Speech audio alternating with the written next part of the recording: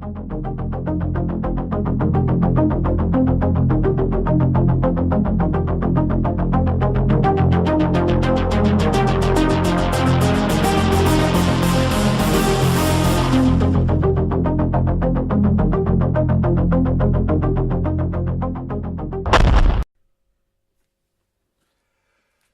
everybody, good evening. This is the 4th episode of the Carlisle Cult Cinema Club's podcast, and it's a Christmas special today. We're just showing Christmas Vacation on the 1st December, so I've got with us tonight Paul Robinson and Andrew Waugh. Hi. Hi. Try to think of something. Yeah, so we've all kind of picked a handful of our favourite Christmas films, and some of them are the same because we've already had a look about. So we're going to have a little talk about Christmas films we've watched, Christmas films we enjoy, a couple of bizarre ones, a little bit about Christmas songs as well that we've all enjoyed, and a little piece on, not much, but a little piece on the whole ghost stories at Christmas thing, a little bit to do with the horror films that are out Christmas themed as well, which obviously that's my little forte, and I've watched quite a lot of them.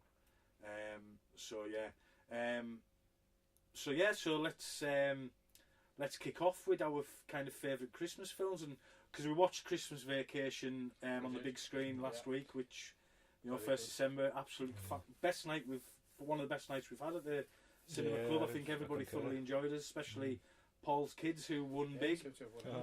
Won all the sweets. Brilliant. I even once I had to put you put your ticket back, didn't you? Yeah, that's it. Because as I was picking the numbers. So yeah, we're talking about National Lampoon's Christmas Vacation, Chevy Chase, and the rest of the crew. Obviously, it was only Chevy Chase and Beverly D'Angelo, who were the kind of. And cousin Eddie and his wife were the same actors, and Rusty always changed, and the dog Johnny Galicki from Big Bang. Yeah, that's it. That's it. And who I'm trying to think. Juliette Lewis. Juliette Lewis played the daughter. Who else played Rusty? In the first one, it was Anthony Michael Hall, from Weird Science and the likes. Absolutely. And the daughter she didn't really do that much, but she did come back for Christmas Vacation 2, Eddie's Island.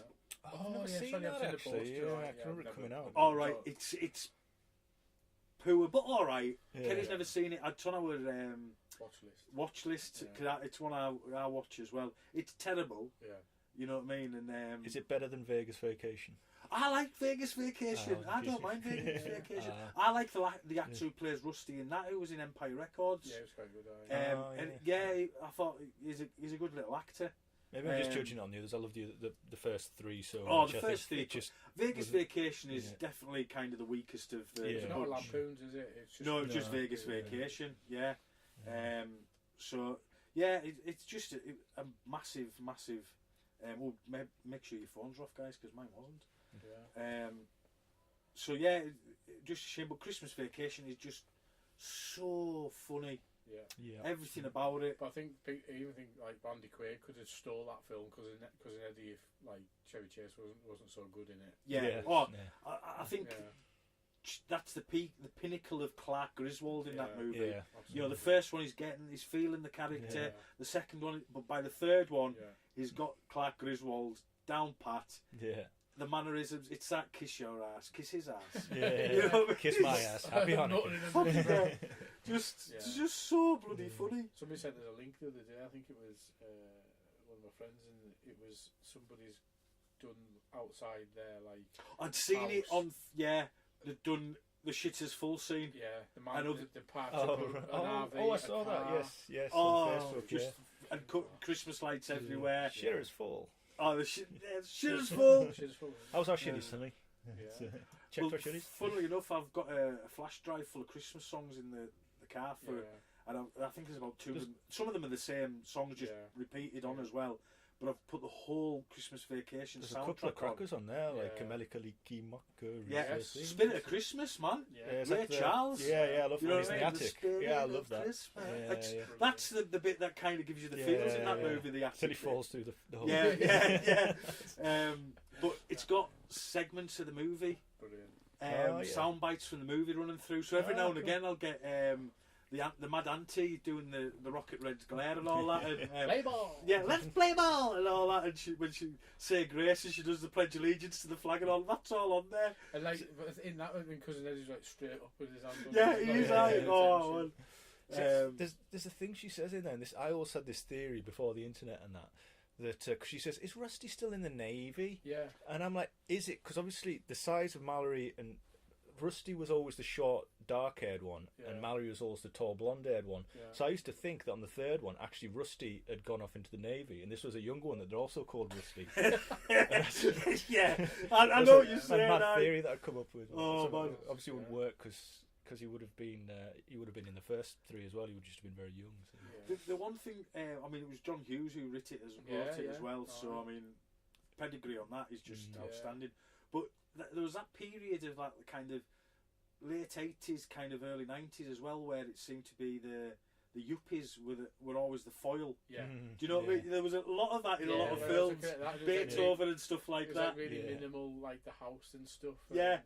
And to be fair, I mean it's thing now, but Christmas jumpers, all that type of stuff, and you're like, that was '89 when that came out, so you're like, Oh, that you can brilliant. see where it's all type of coming from, and Yeah. I mean I've got a pop vinyl of Clark Griswold, comes out every Christmas, you know what I mean, with his Christmas hat and his little Wally World. Brilliant! Eggnog glass. I want some of them eggnog glasses because they are fantastic. Jess was saying that you can get them. Mario's ones on- You I've can seen buy them them. in Yeah. Amazon. I do. But I think you can get figures now of the whole I probably can. Christmas Vacation kind of.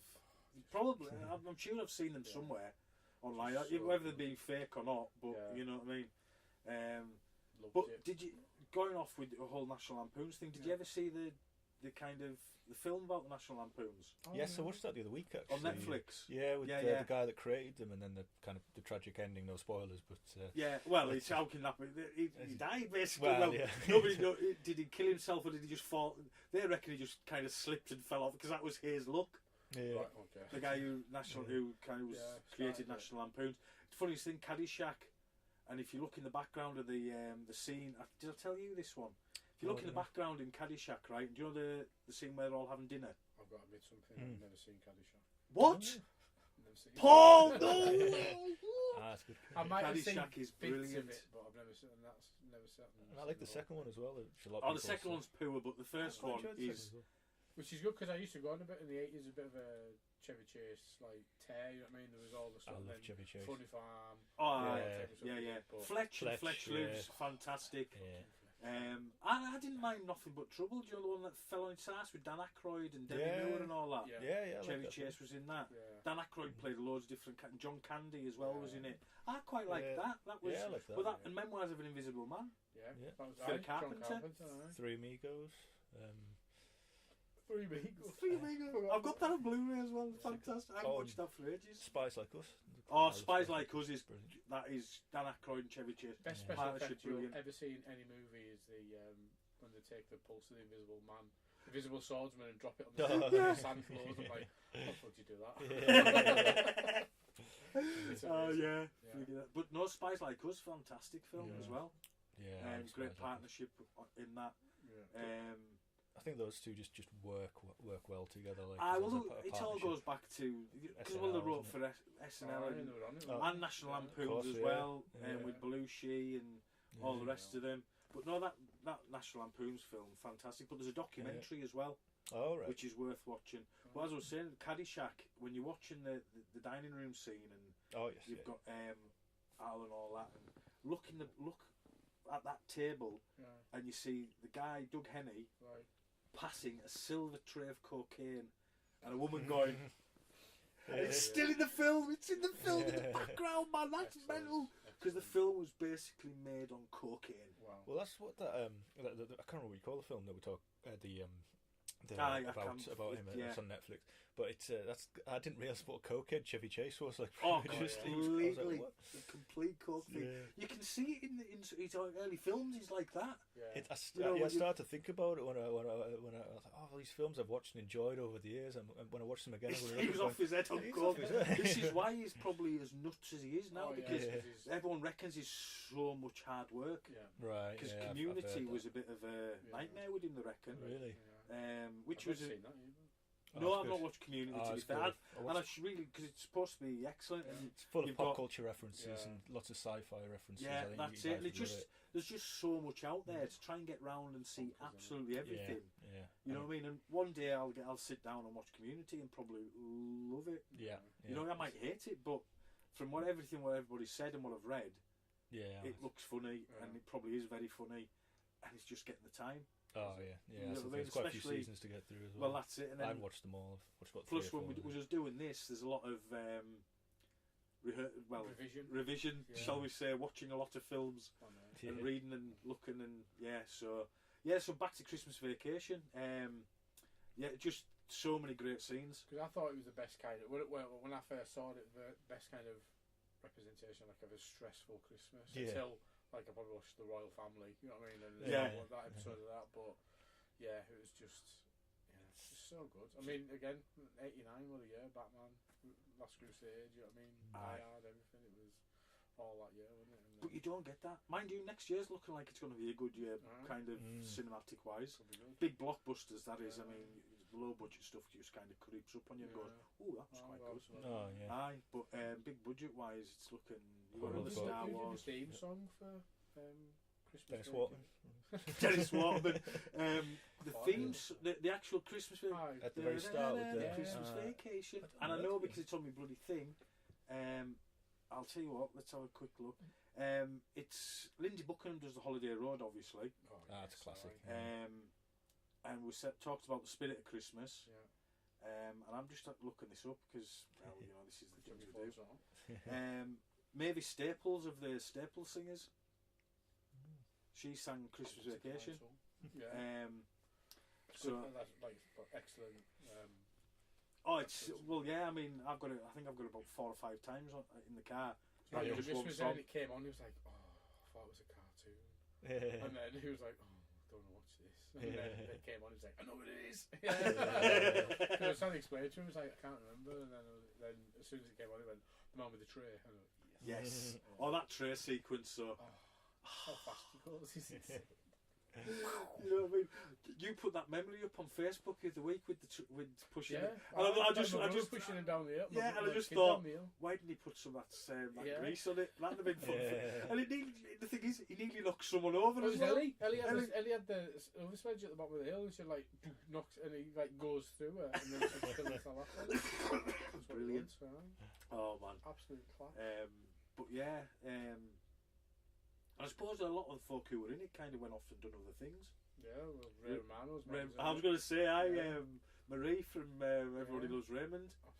Of course, that, which is such a fun. I quite like Raymond. Oh, I love it. Yeah, it's just touch your chin before you're eating that. So that's just weird. So and Peter Boyle died just like 6 months after they'd finished filming. Was it? Yeah. Something like that. I don't quote us on 6 months, but it wasn't long after filming. It was as if he'd waited to get the whole thing out the way because he was brilliant as the dad. So good. But they all were. But even them, I mean, like them Christmas episodes like that, and I like Christmas episodes of Frasier and stuff like that. Oh yeah, I mean, I've been watching a lot of the UK Gold Christmas episode stuff, the Blackadder's Christmas Carol, Bottom Christmas special. There's a lot of those. There was I haven't watched the Bottom Christmas special yet. I've got the Men Behaving Badly '97 Christmas special to watch. The absolute pinnacle, Gavin and Stacey Christmas special. Oh, that was a good one as well. See, I'm not a Gavin and Stacey fan. Yeah, that was a good one as well. I got a bit tired of Gavin and Stacey. Oh, did I? But the Christmas special is just class. Just James Corden kind of grates on me a bit. I think that's kind of. I think that's what it is now because I used to really like him.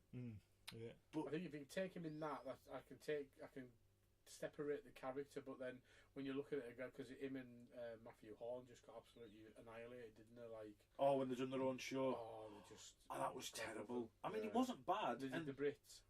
and then there was the lesbian vampire killers, which I'm watching it. I don't mind it, to be fair. It's in that good tradition of crappy, half decent horror comedy, British horror comedies, and there's a lot of them and they're alright, you know what I mean? Yeah, I bought UFO. that UFO, that alien autopsy is terrible. Oh, yeah. Or Chubby Brown and UFO. Chubby Brown and UFO. Tomo had that. I can remember us watching that. Tomo had it on VHS when we were in the flat. So yeah, Christmas Vacation, top film. Definitely. And one of the best nights we've had at the Carlisle Cult Cinema Club, without a doubt. Aye, all families and everything. A good comedy, good Christmas film. It would be my top 3 films that I've seen most ever, because when I was a kid I used to watch it every day in December, and I watch it every year since. So probably it's normally on rotation now on ITV2. It is now. So it's one of those films where. But you'll turn it over and watch it's on this bit. It's like it's 20 minutes in, it's half an hour in. It's fucking an hour and 15 minutes in. You've got 15 minutes left of the film. You'll watch that last 15 minutes. And it is quite. And it isn't a long film, but it feels because I think there's so many scenes in it. It feels long, but it isn't. But it goes. I mean, I thought Saturday night, and I'd seen it in '89 on the cinema. Wow, I know. And seeing it again was, I noticed things. It was like a bit with Beverly D'Angelo's holding his cock. You know, when the guys put it, and Kelly went, "I've never noticed that before." I went, "Do you know something?" It's the fact when she shakes his hand and then she puts it back. Yeah, she puts it back. I was saying to you, I was positive and same here, but it may be just something we've imagined over time. Unless it's in one of the other ones, like you know when he's looking at the sexy woman. The sexy woman's imagining a thing. I was thinking that he turned around with a hard on. And knocked something over. But that might have been in another vacation. That I think that is in a film. There is a film with that in. Yeah, you're ringing a bell. I thought it was as if he did it and he moved like the curtain. So I don't know if I missed the curtain move, but some of it was always a bit like, oh shit. Unless it was maybe in the. Do you know? I mean, there was a lot of kids there on Saturday night, and. I forgot how some of the language was a bit, but they hear you worse in the schoolyard nowadays. You know what I mean. So, Christmas Vacation then. So, let's move on to another pick. Andrew, say one of yours, and if we've all got it on our list, we'll jump in. I'll go for a bit of a change then. Probably my second favourite, because Christmas Vacation is my favourite Christmas film. So I would say It's a Wonderful Life. Magical film. Yeah. Not technically a Christmas film, though, is it? This. I thought because I was just doing a podcast the other day. We'll start talking about Die Hard in a minute. It's on my list. Well, yeah, because it wasn't marketed as a Christmas film. No, it wasn't marketed. It was something to do with when they started showing on rotation on TV. That it became the Christmas. And that's the thing. It's like everybody looks at it, they're like, "Oh, the end thing and the thing, the Rage Against Springs. He's going to top himself." Yeah, you know what I mean. Happy Christmas. Yeah, it's a bit of a. There's Christmas because look, Daddy. Every time a bell rings, an angel gets its wings. And it's kind of the Christmas tree and all. But then they sing Auld Lang Syne, which isn't really a Christmassy film. It's more of a New Year film. Well, it's. I only really watched it for the first time. I mean, it's fun. It's a fantastically made, beautiful film, and so well. I can remember when the Turner Company colorised it. Did a botch job on it. Like I've seen, you know, it's all right. But the black and white one's the version to watch. But look, just for to watch it colorised. You know, it's worth a. Because they've done a load of Night of the Living Dead.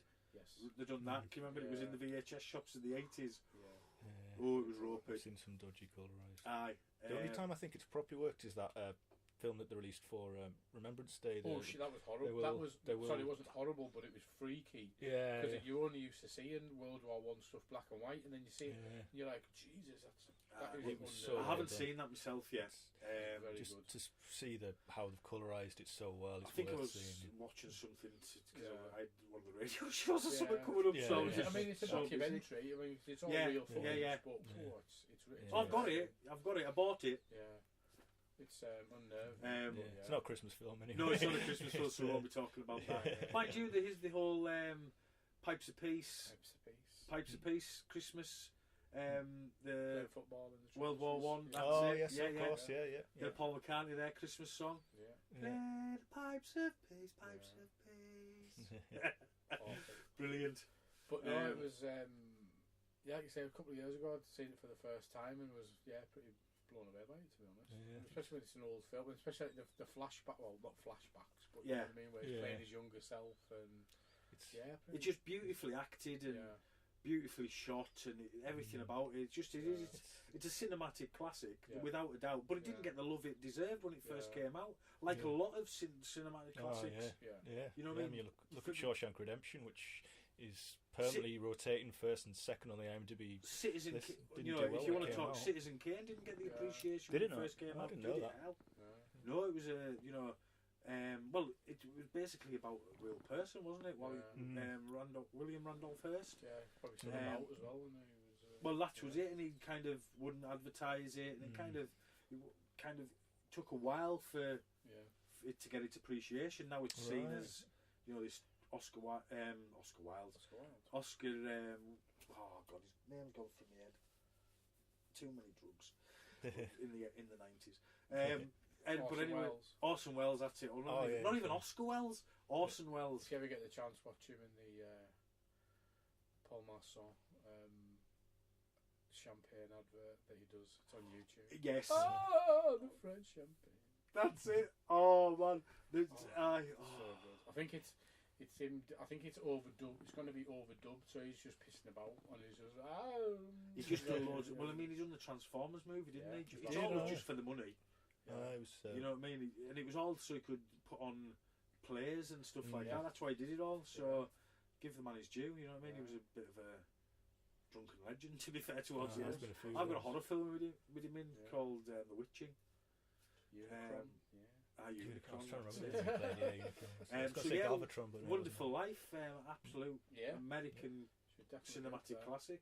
Christmas, because of it getting aired at Christmas time, because it's kind of set around that period. Which, as we were saying, is Die Hard a Christmas movie? The big debate that goes on every year. You see this same debate. Is Die Hard a Christmas movie? No, it's not really a Christmas movie, but you can class it as a Christmas movie because it's set at Christmas. It's set at a Christmas party. Ho ho ho! I have a machine gun now. Yes, exactly. You know what I mean? Fair enough. It doesn't show Santa Claus or some kind of whimsical. My kind of thoughts on that one is I don't think it's a Christmas film because I watch it about every year and I never watch it at Christmas.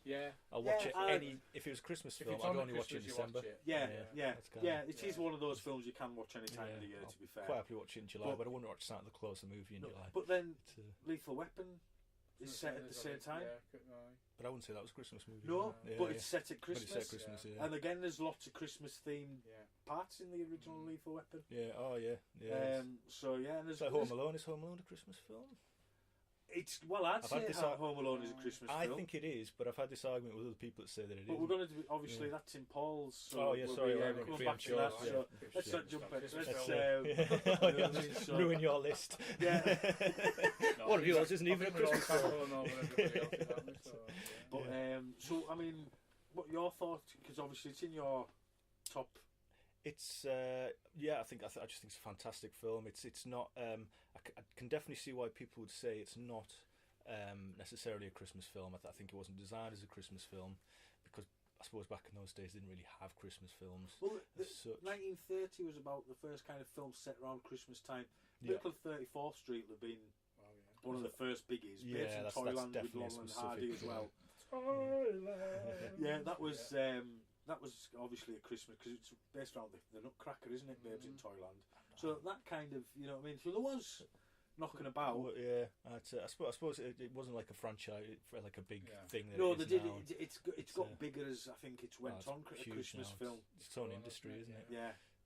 I mean, it's so weird the kind of things of like American Christmas. Like tradition films rather than our Christmas tradition films. Well, we really haven't in Britain. We haven't really got any Christmas. Love Actually, isn't it? Yeah. Morecambe and Wise, Two Ronnies, The Snowman. Snowman and Snow Dog. I suppose, but the Snow Dogs came later. It was always the Snowman. That was the Snowman. Yeah. My house, it doesn't exist. Snowman and Snow Dog. Does not. The Snowman. But again, Christmas ones. as a kid. The Charlie Brown Christmas special, Yeah. that was a biggie. Yeah. The one that I said, which the Bear Who Slept Through Christmas as well. I can remember that. But then you also had your Flintstones Christmas specials that got played every year. Your Jetsons Christmas specials that got played every year as a kid. Your A Very Yogi Christmas. Yeah. Do you know what I mean? There's Mickey Mouse one, wasn't There there? was Mickey's Christmas Carol. Yes. Every Mickey's sitcom would have a Christmas Christmas episode. When I was a kid, I used to sit on the run up to Christmas and I'd just have VHS tapes and I'd just record on long After, play. though, you'd look through the radio times and the TV Oh, times. I'd circle and everything. Yes, in the radio circle times everything. first in the TV Or time. if you were lucky, your mum and dad had them highlighters, so you could just pink, yellow, or green highlighter. That's it. So I'd get them all lined out, and then I'd record like about 8 sitcom episodes. Like I can remember watching like an After Henry one-off Christmas episode, and then Fields. that's Fresh it, that Fields, kind of whatever. stuff, and Duty Free and all these things, and then the next year December would start, and I'd have this video of all these Christmas things. I'd sit and watch it over and over again while I was a kid. So good. Aye. And I mean, Harry Enfield and Chum's Christmas specials, and I do. They have a good one. Family, all that shit. Grange Hill Christmas specials, Oh, man. yes. I've got the 1981 Grange Hill Christmas special on my computer somewhere. I don't think I must have watched them because I watched all the Grange Hills when I was a kid. I didn't record it on the VHS. Just saying. But yeah, I suppose in this country there wasn't. With all the Rankin and Bass stuff, I didn't even know about that until 5 years ago. You know what I mean? Really? But I can remember seeing them on the TV. You know, Rudolph the Reindeer and Frosty the Snowman. But this was like this will have been late 70s, early, and then it disappeared. And then it basically disappeared. So it goes from your mind. You possibly did see them, but you can't remember. But like heard all the songs and all the things. Yeah, you just that's don't it. know where it came but from. I'm a weirdo, let's be honest, and I can remember shit like the Christmas Martian. Yeah. Which we will be getting to talk about. The Christmas Martian is amazing. Find on YouTube. French Canadian thing. We'll talk about that soon. Well, my pick then. I think it's on yours again. Santa Claus movie. Oh well, we've all got Santa. It's absolute quality, brilliant. Yeah. But the balls on the Solkinds to try and make a Santa Claus movie. Yeah, I think they had, because obviously they made Superman and stuff, so they were like, that's it. I want another hit. They're basically the John Lithgows, I think. But I mean, again, I remember going to see Santa Claus the movie on the cinema, and I thought it was magical as hell. Yeah. Dudley Moore was fantastic as Patch. I didn't think so. Did you not? I like Dudley Moore, but I'm a Dudley Moore fan. I was from but I just, when I've rewatched it, it's like, oof, it's a bit. The two kids as well. The two kids were very kind of American scrappy, if you know what I mean. It was very typical. You know, the street kids and the posh girl. Well, look, I mean, the Santa Claus outfit. The guy who played Santa Claus and her from Keeping Up Appearances, who plays Mrs. Claus. Can't think of her name. But there's a link to something we mentioned before with Santa Claus the movie as well. So I mentioned the bottom Christmas special. Right. Eric Hedgehog's one of the elves. Is Eric he's also Mike in the Young Ones, isn't he? Yeah, Mike the Young Ones. Right. Yeah, he's an elf. Fine. Well, that's it. The elves are all like just small humans. Yeah. Just small humans. Well, he's short. We'll have him. Yeah. Mike out the Young Ones. Let's get him in. He's short. But again, the same as A Wonderful Life. It didn't do super well. Like box office didn't do. Basically a flop, you know what I mean? Was it? Right. It didn't take a lot of money. And but it was VHS. That's when I first saw VHS. I can remember I pre-ordering. mean, I can remember my dad going to Jeff's VHS Video World in Curragh and saying to him, "This is coming out, Jeff. Put it away for us for Crimbo Eve." Was it a Canon? I can't remember. It was a Canon film. It was, I've got it on VHS somewhere, man. Can you see it behind us? No. I've got it on VHS, anyways. Bloody hell. Yeah, because I'm that sad. No, it's a film I grew up loving and watched every Christmas. Had an original of it. Had it on pirate because when we we hired it from VHS Video World. We got it for the Christmas Eve. Because he was mate with my dad, so we got it for Christmas Eve. It was that's the basics of it. Yeah. And it was one of those films that everybody wanted it for Christmas Eve. My dad got it. We'd done a pirate copy of it. And it sat in the collection, and it came out every Christmas. And then I did pick up an ex rental of it. Oh my brother as well. He's a little younger than me, but he still watches it every year with his, Yeah. like with the kids. Haven't watched it yet this year. Yeah. It's usually I watch it Christmas Eve, but I Yeah. think I'll be watching it next week. Or anything for the radio show. Because it is it's one of those like kind of dark 80s films, like a Return to Oz type of thing, isn't it? You know what I mean? It's like, oh, it's not all happy. It's like it's a bit. Especially when BZ's on the go. Yeah. BZ. It's one thing I did notice about it, which was kind of like, which I'd never noticed when I watched it when I was a kid, because I haven't watched it in a few years, but I watched it the other day. Is how much actually Santa Claus is kind of a superhero in it. Well, he's basically Superman in it, isn't he? He's like, it's the it's first time we go back to that Superman again. That's what I was thinking when you were saying. I'm like, when you think even about the way that the sled was flying, it was just like Superman. You know what I mean? The way they'd done it all. He comes in to rescue everyone. It's a superhero film in many ways. And that's it.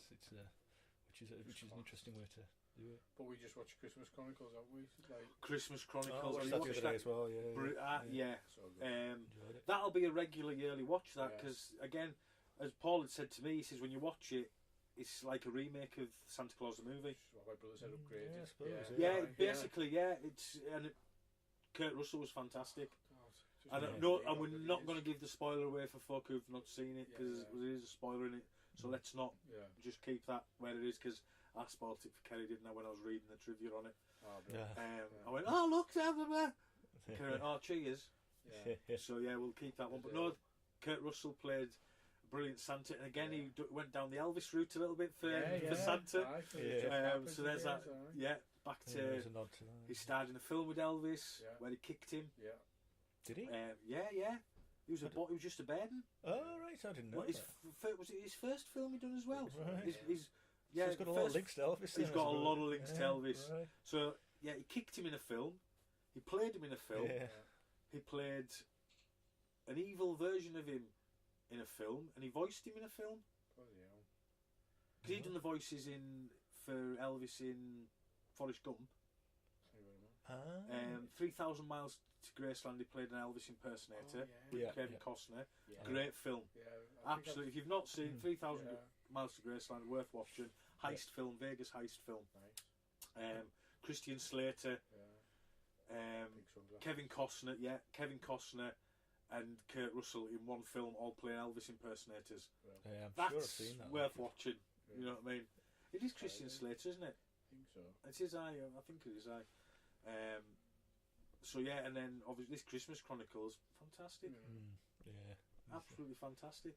And the little elves, they are cute as hell. Like, Emily just like, the little 3-year-old was just like, and it's talking Elvish and stuff like that. And again, the little girl in it's the typical American young girl and all that, and scrappy, and you know the boys fell out with Christmas, and you know, it's a definite one for the. Get on Netflix, watch it. Brilliant, action packed, funny. Class. Absolutely class. But what else was I reading about Santa Claus? Oh yeah, so Sheena Easton did the end song, right? Which was originally offered to Freddie Mercury. But I think they've just done Flash Gordon. Which neither have done Flash. No, they've just done Highlander. Next year. Yeah, I think it was that, and then because they'd already done Flash, they just didn't want to get kind of thing of like where the typecast. And they'd spoken to Paul McCartney as well to do a song, but Sheena Easton did it. I think because she was coming off the back of Bond. She looked at Bond and the whole Prince connection I don't think as well. Got that far. I don't think it was that early, was it? Prince, you got the look and all that will have been. Yeah, but I don't think because when was Santa Claus the movie? 85. Yeah, she wasn't messing about with Prince then. That was like she not? 18. Was that a little bit later? So she was probably still for your eyes only. But hey, she hadn't got a bad career. Sheena Easton. She came from a reality TV show. The very first one. You know what I mean? My baby takes the morning train. See, we even sing and dance and all sorts. Paul's dancing in the background while I'm singing. You're missing it. We have this on video. Pure class. I'm telling you, quality Christmas entertainment. Santa Claus the movie, absolutely top notch. If you haven't very seen good, it, if your kids It'll be on haven't seen Christmas it, Day. yeah, it'll be on Christmas Day somewhere. So we kind of fall back to me then, don't we? Yeah. Christmas with the Cranks. Yeah, I've seen it. Is one of my kind of ones. Me and Kerry watch a lot since it came out. Very funny. Tim Allen, Jamie Lee Curtis, Dan Aykroyd, Cheech Marine, Jake Busey, the lad, and I can't think of his name, who played Dewey in Malcolm in the Middle. Yeah. Eric Purse Sullivan. Is that his name? Is it? Yeah. Right. Good on you. I don't know on IMDb or anything. Yeah, and good lad. I'll leave it that then. And yeah, basically, this couple, their daughter, who they absolutely love and adore, is going off to peace camp or something like that to build houses in the third world, and they decide that, do you know what? I'm not going to do Christmas this year. We'll go on a holiday instead. The money that we spend on Christmas, let's go and treat ourselves to a holiday, which is fair enough. Sounds like a plan. You know, your daughter's away, friggin' why not? But he decides that he just doesn't want to do anything Christmas. And he doesn't want to decorate the house. Yeah. And Dan Aykroyd's the kind of local busybody, and it's up to him to all the streets all decorated except the Cranks. Yeah. And he's like, you've got it, not even frosty and all that. Nope, nothing. And the hiding and just pratfalls. You know what I mean? It's quite good. But I can remember. I have seen it. I mean, I must have seen must be about over 10 years ago since I've seen it. So, and I can remember enjoying it. It's just I think terrible memory. I've got a few on my list now to watch. I've definitely seen it on, like, to be fair, probably Christmas on BBC One or something like that. But towards the end where you say I'm trying to do, like, decorate everything, it definitely rang a bell. But no, I'll definitely be checking that one. I know it's watch it again, definitely. you know what I mean. So, and then the daughter decides that she's bringing the boyfriend home, and all kind of shit hits the fan. Shit, we can't go on holiday. We've got to throw this famous Christmas Eve party that the Cranks always throw. So they need all the food. So they end up, you know, kind of going a little bit cap in hand. The neighbours all pull together. Definitely seen it. And do you know who kind of wrote the book? John Grisham. Oh, right. Aye, so he goes from writing mad-ass thrillers to writing Christmas with the Cranks. But it's called Skipping Christmas.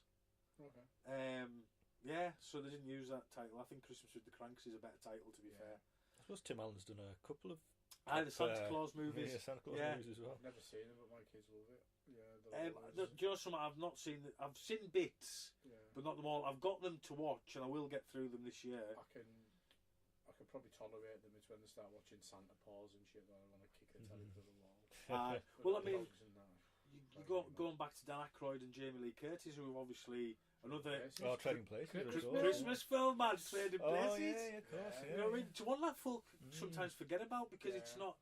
But it is. I mean, he dresses up as a Santa, drunk. Christmas balls. You know what I mean? It's got some absolutely hilarious lines. Oh, I love it. Eddie Murphy is just superb in it. And Dan Aykroyd is fantastic. Denham Elliott's fantastic in it. Wait, your bitch is Mr. Big Time Pimp. Yeah. Oh. And it is. It's just got some, again, Trading Place, great soundtrack. Jamie Lee Curtis gets her boobies out. Bad thing. And that was the first film she'd got her boobies out. Everyone thought it was the horror film she'd done, but it wasn't. She'd done a serious comedy and got her boobies out. And that when she's playing the tart with a heart. I think that was the first VHS that I wore out at a certain point in the video when I was a teenage boy. Is that John Landis as well, isn't it? It is. Isn't it? Or is it Walter Hill? No, it's John Landis. I can't think. Trading Places. John Landis. Because he uses the Dukes again in Coming to America. Yes. Yeah, it is. When Eddie Murphy's Prince throws his wallet to one side with the big old gold money clip, and it's to them. Yes. Oh, yes. Yeah, I forgot that. Mortimer, or it's Randolph. We're back in business. Back in business, and that's them up and running. That was a nice little nod. Yeah, it was. And they're making it coming to America too. I'm sure I read that I somewhere. so believe, which I'd be quite interested to see. I enjoyed Give the it a first. go. Eddie Murphy can't. The royal penis is now clean. Yeah. You know what I mean? But that was coming to America was hilarious. Oh yeah. It's, You know what I mean? So was classic. Harlem Nights with Eddie Murphy and Richard Pryor. I like that, I don't, especially I don't know if I ever the watched fight that. with the big black woman in Yeah. the alley. Oh, it's so funny. That's my pinky toe. Yeah, that's it. But yeah, Trading Places, fantastic film. That another Christmassy one. Yeah. But yeah, Christmas with the Cranks. There's some nice little bits in it. Yeah. Nice magical bit with Santa Claus. That's all I'll say. Don't want to give too much away on that one. But yeah, it is. It's a lovely Christmas film. Yeah. Much like, have you ever seen that Deck the Halls with Danny DeVito? Saw the end of Yes, it, you know, and Right. Ferris Bueller. Yeah, Ferris Bueller. John Yes, Cryer. that's- No, it wasn't John that- Cryer. It's That was your just a favourite joke. Godzilla, isn't it? My favourite Godzilla, Matthew Broderick's Godzilla. I Yes. remember you loving that. I absolutely adore that. Fucking hate that film. I can remember Jed dragging us to see that film. No, This you is going to loved be it. the best film. Jed, this is going to be brilliant. And I came out and I was just like, that's terrible. That was absolutely, because he bought him, but I got his, and I've still got it, Jed's dual case Godzilla DVD. Wow. Aye, Keep on with that. but there I keep on, worth money that. No, it needs burnt. Yeah. But I'll keep hold of it Yeah, for. they're your definite favourite, I think. I know. Yeah. Mind you, did you see the new trailer for the new Godzilla? Ah, that looks good. Not as good as the 96 one, like. Hey, give over. Tune ahead. Have you seen any of you seen Godzilla Final Wars? No, I don't think so. I think the last one was the Shin Godzilla, I think. Oh, Final Wars came before that. Final Wars was the last Godzilla up until Shin Godzilla. Right. And they brought the American Godzilla into canon. Oh, right. The The 1996 one. Yeah, and they call Right. it Zilla. So it is Ah. canon now. But Right. it's called Zilla. Yeah. Huh. And it gets Godzilla kicks the shit out of it. Oh, no. And it's controlled by aliens, and it's quite funny, and it's So- worth watching. Yeah. Was that because I watched when I was a kid. I used to watch the Godzilla films from the 60s and 70s. Because they were on Channel 4. Yeah, because they're on Channel 4. So I kind of lost touch with the Japanese versions at that point. When this was out, is it still guys in costumes, or are they using CG like special effects Bit now? of a mix, isn't it? The Final Wars was a bit of a mix. I think Shin Godzilla was a bit more CG than Man in They Suit. still had Man in the Suit, but they used like so they would CG him into a real Aye. thing, and they used camera angle, like proper camera angles, and Right. then filmed obviously the guy. I mean, I've got to say, I mean, really good. It was back really to the Shin Godzilla's brilliant. I enjoyed it. Did you see the animation one, the Japanese animation one? good. It's on Netflix. Watch it. Yeah. It's all right. You know what I mean? Is that the one with Godzuki in it? I was about No, to no. say. I'm just It's joking. you. Sorry. Oh, God. Hanna-Barbera's Godzilla. I used to watch that when I was a kid. Jesus. Best one, absolute But class. they're going back to Christmas. Channel 4 used to show the Godzilla films at Christmas Yeah. in the early days of Godzilla versus Santa Claus. yeah, well, the part of the Golden Turkey Awards when again Santa Claus versus the Martians Yeah. Oh, was yeah. part of the Golden Turkey Awards, and that was when I first seen that on Channel 4. Yeah. So going back to the Christmas films. Wow. So yeah, Christmas with the Cranks. So Yeah, I'm back to definitely going to check Andrew that out. for his next little choice. What else is on my list? Just quickly look at my phone. Oh yes. So the next one that I particularly enjoy is a film I watched when I was a kid, and I can also remember watching it on telly and really loving it. And then for about 15 years, I could never. I didn't know what it was called. No one else knew what it was. And then eventually I found it, and it's a Christmas story. It's All right, yeah. it's so eventually I found it, and I now watch it every year, and a lot of people in the UK haven't really seen it because it's big in America, but it's not quite like, as big It's like here. their Snowman. It is, yeah, it is, It's, yeah. It was like you said about the differences between the UK and the thing. Like people know that, and I didn't probably know about it for like maybe 10 years ago. Right? Well, I Yeah, can remember that's it. seeing it on telly as a kid. Yeah. Yeah. Because it was a TV movie. Yeah. No, was it made for TV? I didn't realise that. Yeah. Ah, right. Yeah. I think it was a TV movie. I'm No, sure you could be right. I mean, I think yeah, it was a no, TV movie. yeah, I might no. be wrong there, but I'm I- quite sure it was a TV movie. Yeah. Bob Clark directed it, who directed Black Christmas, a Christmas horror film. Yeah, yeah. Porky's, Yeah. and some of them Baby Genius films he ended up doing, but that's another thing altogether. But yeah, he directed A Christmas Story. There's a sequel to it, A Summer Story. Is it still Yeah, got Ralphie in it? Yeah. Well, it's a right. different actor. It's a different cast because it was a few years later. But yeah, A Summer Story. It's set around the summer holidays. Because just if anyone, because I realise some of you that might be listening won't know what it is. It's basically the story of this little kid called Ralphie, and all he wants for it's I think it was made in the early 80s, and it's set in the 50s, 60s. It's in the 40s. Is it the 40s? Right, Yeah. right. And basically all he wants for Christmas is this BB gun, but everybody says it to his parents, Father Christmas at the mall.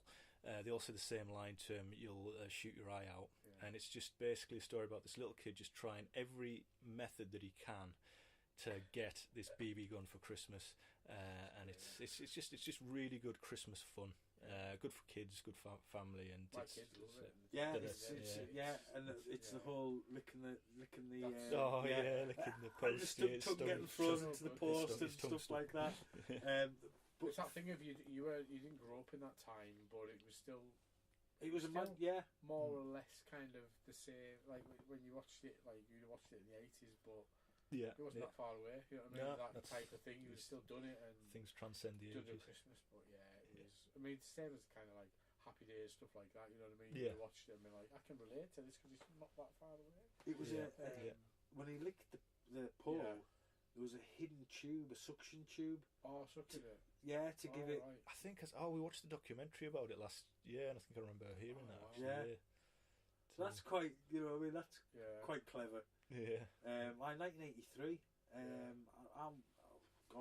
I must have seen it about 84, 85 Wow, then okay. when I first seen it.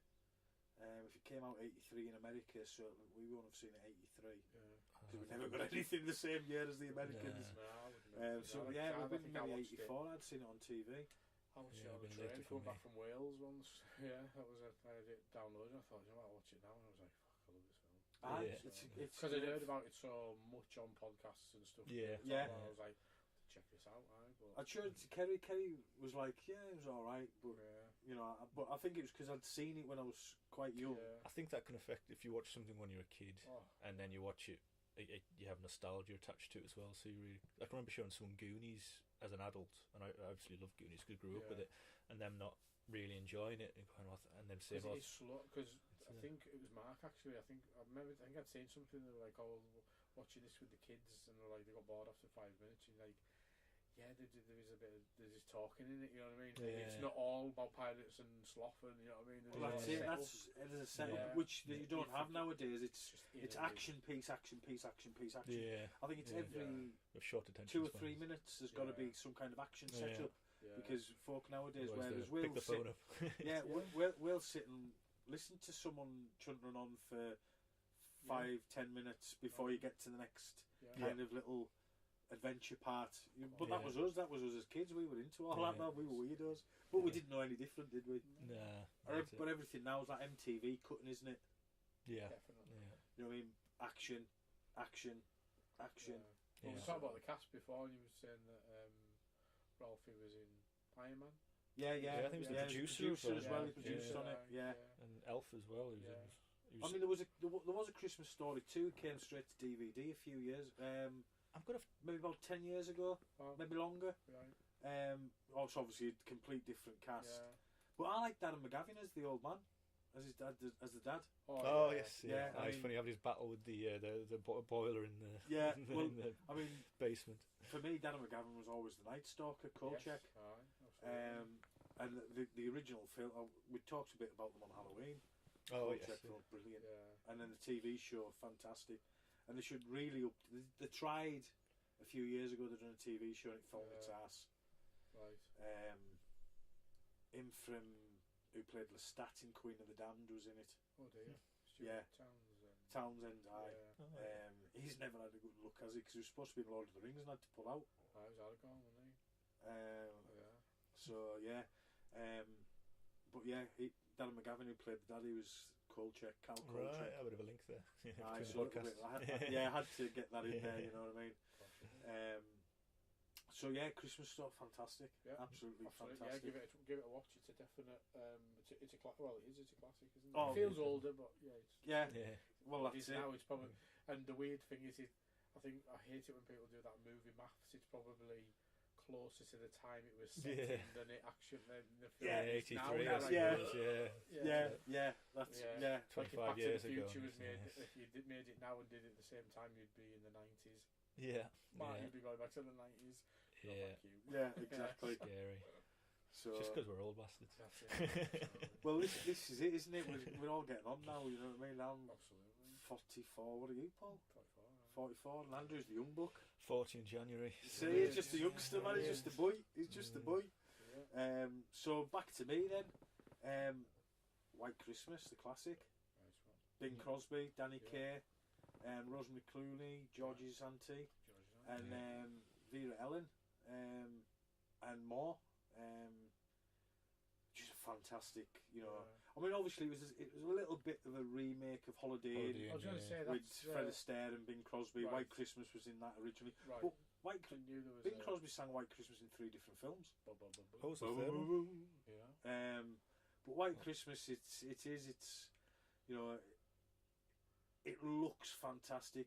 I mean, it was Paramount's version of widescreen. VistaVision was the first film that, and then Paramount went on to use it in every film they've done. But VistaVision was, and it looks glorious. The vibrant colours, yeah. I've also especially that end scene with the dresses and the Santa outfits and the I'm dreaming of a white Christmas. It's fantastic, and it was supposed to be Donald O'Connor in the Danny Kaye part. Who's he? Donald O'Connor was in Singing in the Rain. He was the partner of. He played the piano and everything for Gene Kelly's character. Do you know what I mean now? Who they do Good Morning? Good Morning and Make 'em Laugh. Yeah. Brilliant dancer and slapstick. Just Donald O'Connor was fantastic. So I can see. He was actually starting to film and he got ill. So Danny Kaye was a last minute replacement. A lot of face, Danny Kaye. I always think it's a lot of face. Yeah. Hans Christian Andersen. Once was but Danny Kaye was I loved. Steele. Yeah, the American Tommy Steele. Well, Tommy Steele was the British Danny Kaye. Tommy Steele. Do you know some of my cousin Simon, who done the effects and stuff for Jim Henson's Creature Shop? He got caught skateboarding in Tommy Steele's swimming pool years ago when he was just a youngster. Right. So there you go. There's a little story from the Donaldson archives. Half a sixpence. Oh, brilliant! With flashback, bang wallop on a picture with Sid James in one of them. Little white bull. That little white bull. Brilliant. Oh man! But Danny Kaye, Wonder Man, the original Walter Mitty. I liked it. I really liked a lot of the early Danny Kaye films. I thought he was a fantastic actor. Again, as kids. I used to watch it in fucking summer holidays with Danny Kaye. That's what I mean. Yeah. BBC. No, but like Wonder Man and Walter Mitty and some of the other films he'd do. Would be on like summer holidays because there was nothing else on. Oh yeah. We had 4 channels. There was no Sky. There was none of that. Well, we had 3 channels to be fair to start with, and on a morning you'd get BBC 2 usually. You'd get maybe 1 or 2 early Danny Kaye films or Laurel and Hardy, Hal Lloyd. 6 That's where I seen the original Flash Gordons and Buck Rogers and I used to watch King of the Rocketmen serials and stuff like that. You know what I mean? They were all shown on the BBC too. I was actually talking to someone at work about this the other day. You just don't seem to get so many black and white films on like the main TV channels anymore. They just repeat the same film. Like ITV's terrible. Show the same film like every week. That was made like it's like go back and show some classics like White Chicks. Yes. I've not seen it, but I'm not sure. Oh, it's absolutely atrocious. But I mean, one of the other strange things with believe it or not, with White Christmas, there's never been an official soundtrack album. Okay. Because there's no memorable songs on it. Sister. Actually, Jess used to sing that song with her sister when she was a kid. That used to be their little song that they used to sing together. Right, brilliant. I will. Cause it was all to do with Rosemary Clooney was signed to a different label. Right, so they couldn't. Yeah. So there was never. There was. Her label put out a soundtrack, and this other label put out a soundtrack with Bing Crosby and all that on. But yeah, it was a bit weird. Never been an official with the cast. Because Vera Ellen, she was dubbed. Right. Because she wasn't a singer. She was more of a dancer. Right. That's why you see her dancing a lot in it. Was she Danny Kaye's girl? Yeah. And Rosemary Clooney, George's aunt. Yeah. All right. Yeah. Mel Ferreira is her son. No, Jose Ferreira is it? The one who was in. I'm sure the one who was in RoboCop. Miguel Ferreira is her son. Right. Who was in RoboCop? There's the guy that's in June. That's his dad, isn't it? Yeah. Aye, and that was Rosemary Clooney's husband, Mel. Yeah. Okay. Aye. So there you go. That was another. Aye, and he was in loads of things. The Night Flyer, that was an excellent Stephen King adaptation with Miguel Ferreira, and that's quite a good one. But White Christmas, great film. Another classic. Aye, it's beautiful. All classics. You know what I mean? It's one of those. It's got all the feels, and they're doing it for their old army general who kept it. You know, we'll do it for the old man and all that. You know, it's one of those. Let's put on a show. You know, classic. Yeah. You know what I mean? Fred Astaire. They did ask Fred Astaire if he wanted to do it, but he was in kind of semi-retirement at the time.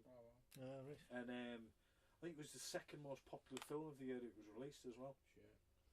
So I mean, I just thought it was a cracking.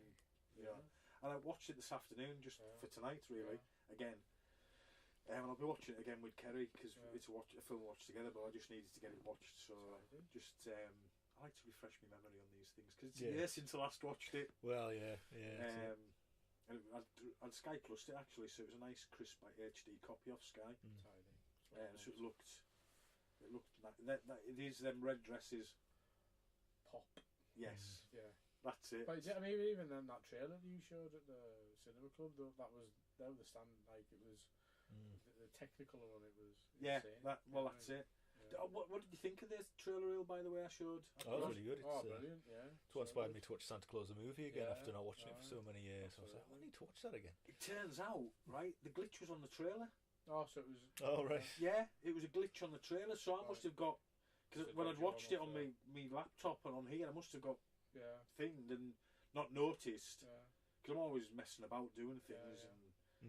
So I not noticed the glitch on it, or I've got another trailer, but because I went into panic mode because what's happened? The night's over. Oh no! That's always my fear that something goes wrong. Do you know how many copies of the film I take with us? Oh right, take a few. I take it 5 times on a flash drive. Yeah. I rip it onto a DVD. Right. Then I do all the trailers and everything, single tracks. Onto a DVD, which will just play after each other. Just get it on a DVD and play it. Or can you not play a DVD? Yeah. I'll take the original Blu-ray with us as well. Jeff. Play the Blu-ray? Then you got no stress? No, but I'd rather have. I wouldn't be able to do all the trailer reel. Oh, is that all edited together? I spend a fortnight usually because I'll do it. Yeah. And I'll put it out and then I'll look at it. Play it and you just press play and it goes all the way through. It goes all the way through. Right, okay. It's like what I call my cinema reel. Right. When it's just a file. Yeah.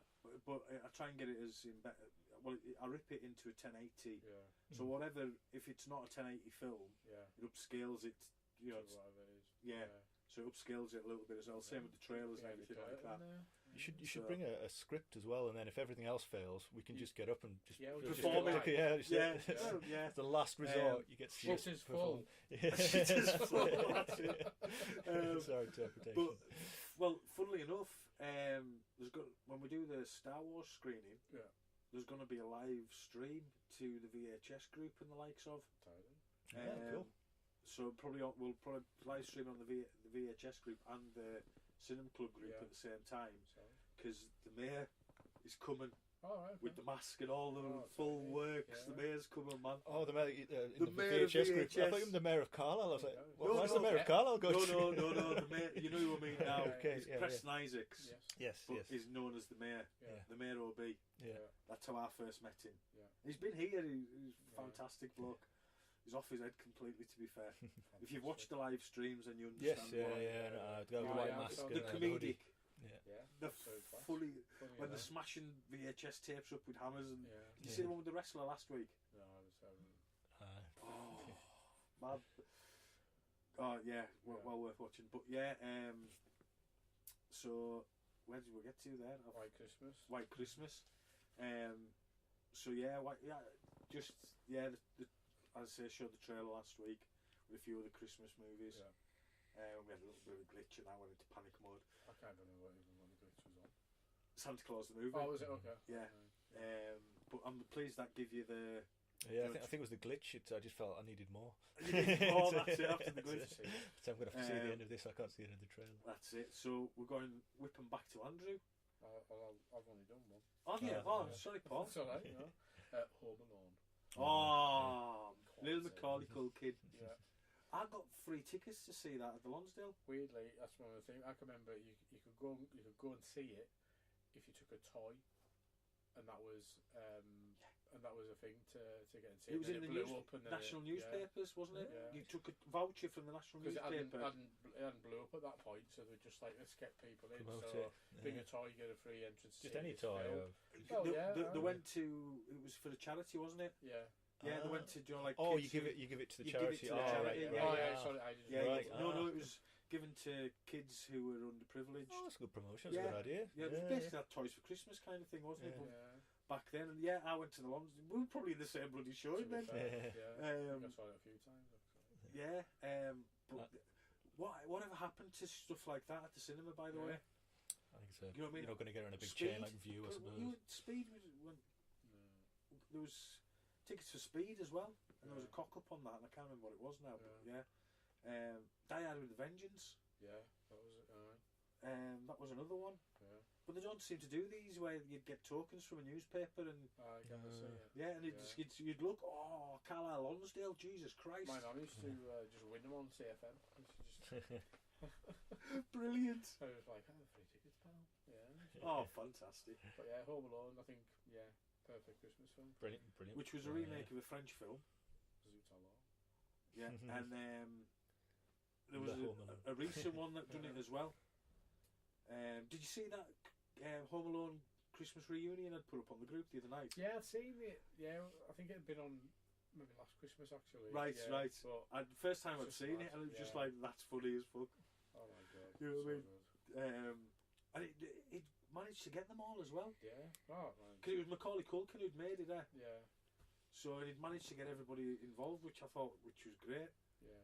Because you could Joe Pesci just looked so old, and you're just like, because he's kind of retired now. You never see him anything. He's doing that, The Irishman, isn't he, with for Martin that's a Scorsese? Netflix one, isn't it? Yeah, all Al Pacino, Robert De Niro, Joe Pesci. Scorsese. Scorsese, Do you know something? It's great, this whole Netflix thing, getting Yeah. Scorsese's and the likes of doing films like that. I think it's fantastic. Yeah. You know what I mean? Yeah, it's they're going to use that de-aging technology on it. Apparently, like half the film's going to be them. Oh wow. Young. Oh, really? So it'll be It'll be Goodfellas kind of to touch like that, won't it? Yeah, it's the old kind of crew with Al Pacino in as well, I suppose. Going back to the heat. Yeah. Class. Again, that reminds me of Jed, Scent of a Woman. Yeah. Yeah, you're hearing this. Yeah. Oh man, there we go. I'm in the dark. So it's gone, Paul Home Alone. Sorry. Oh yes, no, but again, John Hughes wrote it. Yeah. Yeah, Chris Columbus directed. Yeah, it's good. Dream Team. Yeah, And definitely. then Christmas Chronicles director. yeah, I was listening to a podcast with Macaulay Culkin. Actually, he said they'd written it for him while he was on Uncle Buck. When he'd spoke because he got on so well with John Hughes on that. They kind of like, I wrote this for you, blah blah blah, and then which is quite funny because the podcast we was on the Joe Rogan podcast, I've never seen somebody look so like. Macaulay Culkin was on Joe Rogan. Yeah, nice. All right. Joe Rogan was like, "What's that? One. You've got like what's that ribbon?" He's like, "Oh, it's a participation medal." And I was like, "You're not going to be able to talk your way out of this one. You're going to look like a dick." Yeah. Why have you got one of them? Well, just because I just like to have one. This shit isn't flying on this podcast, pal.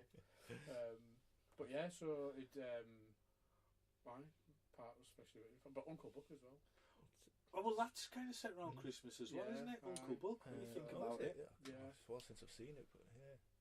Oh, That's Uncle class. Buck's, yeah. But yeah, Yeah, I've got my my kids, Funko it's my Pop of Kevin as well. That's my other Christmas my other decoration Christmas that comes out. decoration. Boxed or unboxed, Paul? Boxed or unboxed? Unboxed, but I've Good kept lad. the box. I've got one in a little protector as well. Goes back in the box when he's finished. It goes back in a box. My Christmas decorations. That's fantastic. But the slapstick and the stunts and stuff in that film is insane. Yeah, it's Daniel Stern and Pesci put up with hammered like don't they? Yeah. The It's really wet quite bandits. violent, really, isn't it? It is, it's yeah. it It's is. like, because oh it's no, he's slapstick, dead. it works. Right, Yeah. Oh no, he would be dead. Yeah. That little kid's killed them too many. If you got an iron at that height in the head, it would be stuck in your head. In your face. Dead. Yeah. Yeah. Burnt his head Oh. off. Behind. That's Mutilated dead. him. Yeah. Oh, the second one's even worse. So when you think about it, when he sets that house up, his Oh. uncle's friggin'. Yeah, That's just a death trap waiting to happen. Yeah. Everything big, about that. And that big, like that metal post that swings down and gets him like dead. Dead. Yeah. Bricks on the red, dead. Yeah, it's just murdered. Oh, Yeah, Bird Woman and that. Yeah, for Casualty. oh yeah. I was a bit thinking. I'm not a big fan of 2. I just think it's a bit. I quite like to. Yeah, I mean, it's not. I mean, the it's same. like everything. It's a remake. It's exactly the same story, just in New York. But Did you ever see the other sequels? No.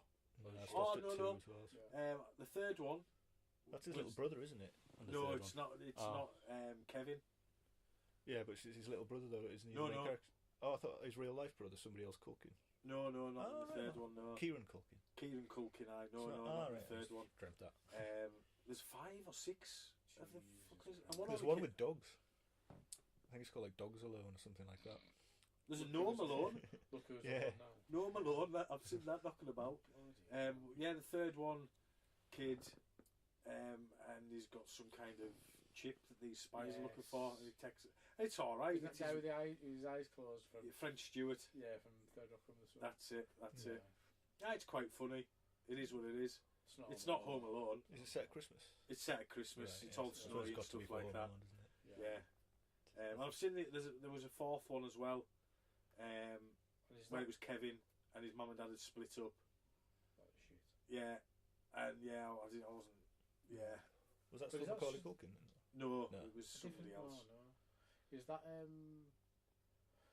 So is Home? I don't know if I think was it set in Sherman, Illinois as well?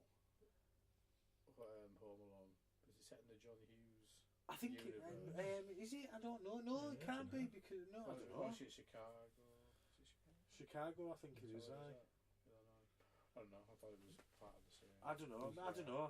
I'm not sure on that one Yeah. actually. Probably if John Hughes wrote it, it's got to be set in that. He kind of sets Mm. everything in that same universe, doesn't he? Sherman, Illinois.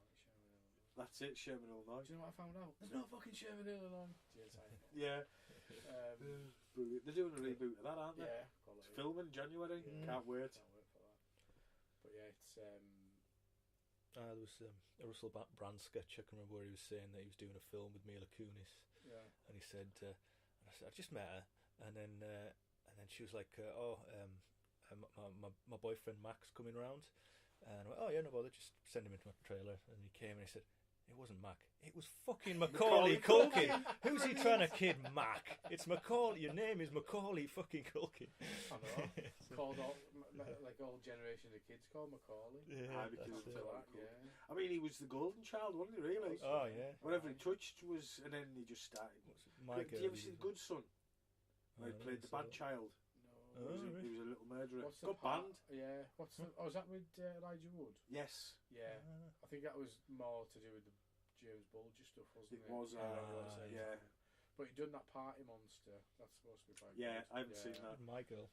My My Girl. Yeah. I haven't seen My Girl. Oh my god. I booed my eyes out at the cinema watching That's quite sad, that, like. It was never a film I thought it was too schmaltzy for me. Because my parents used to watch it. Well, he said, on that podcast, he was like, and everybody went to see My Girl because it was the kid from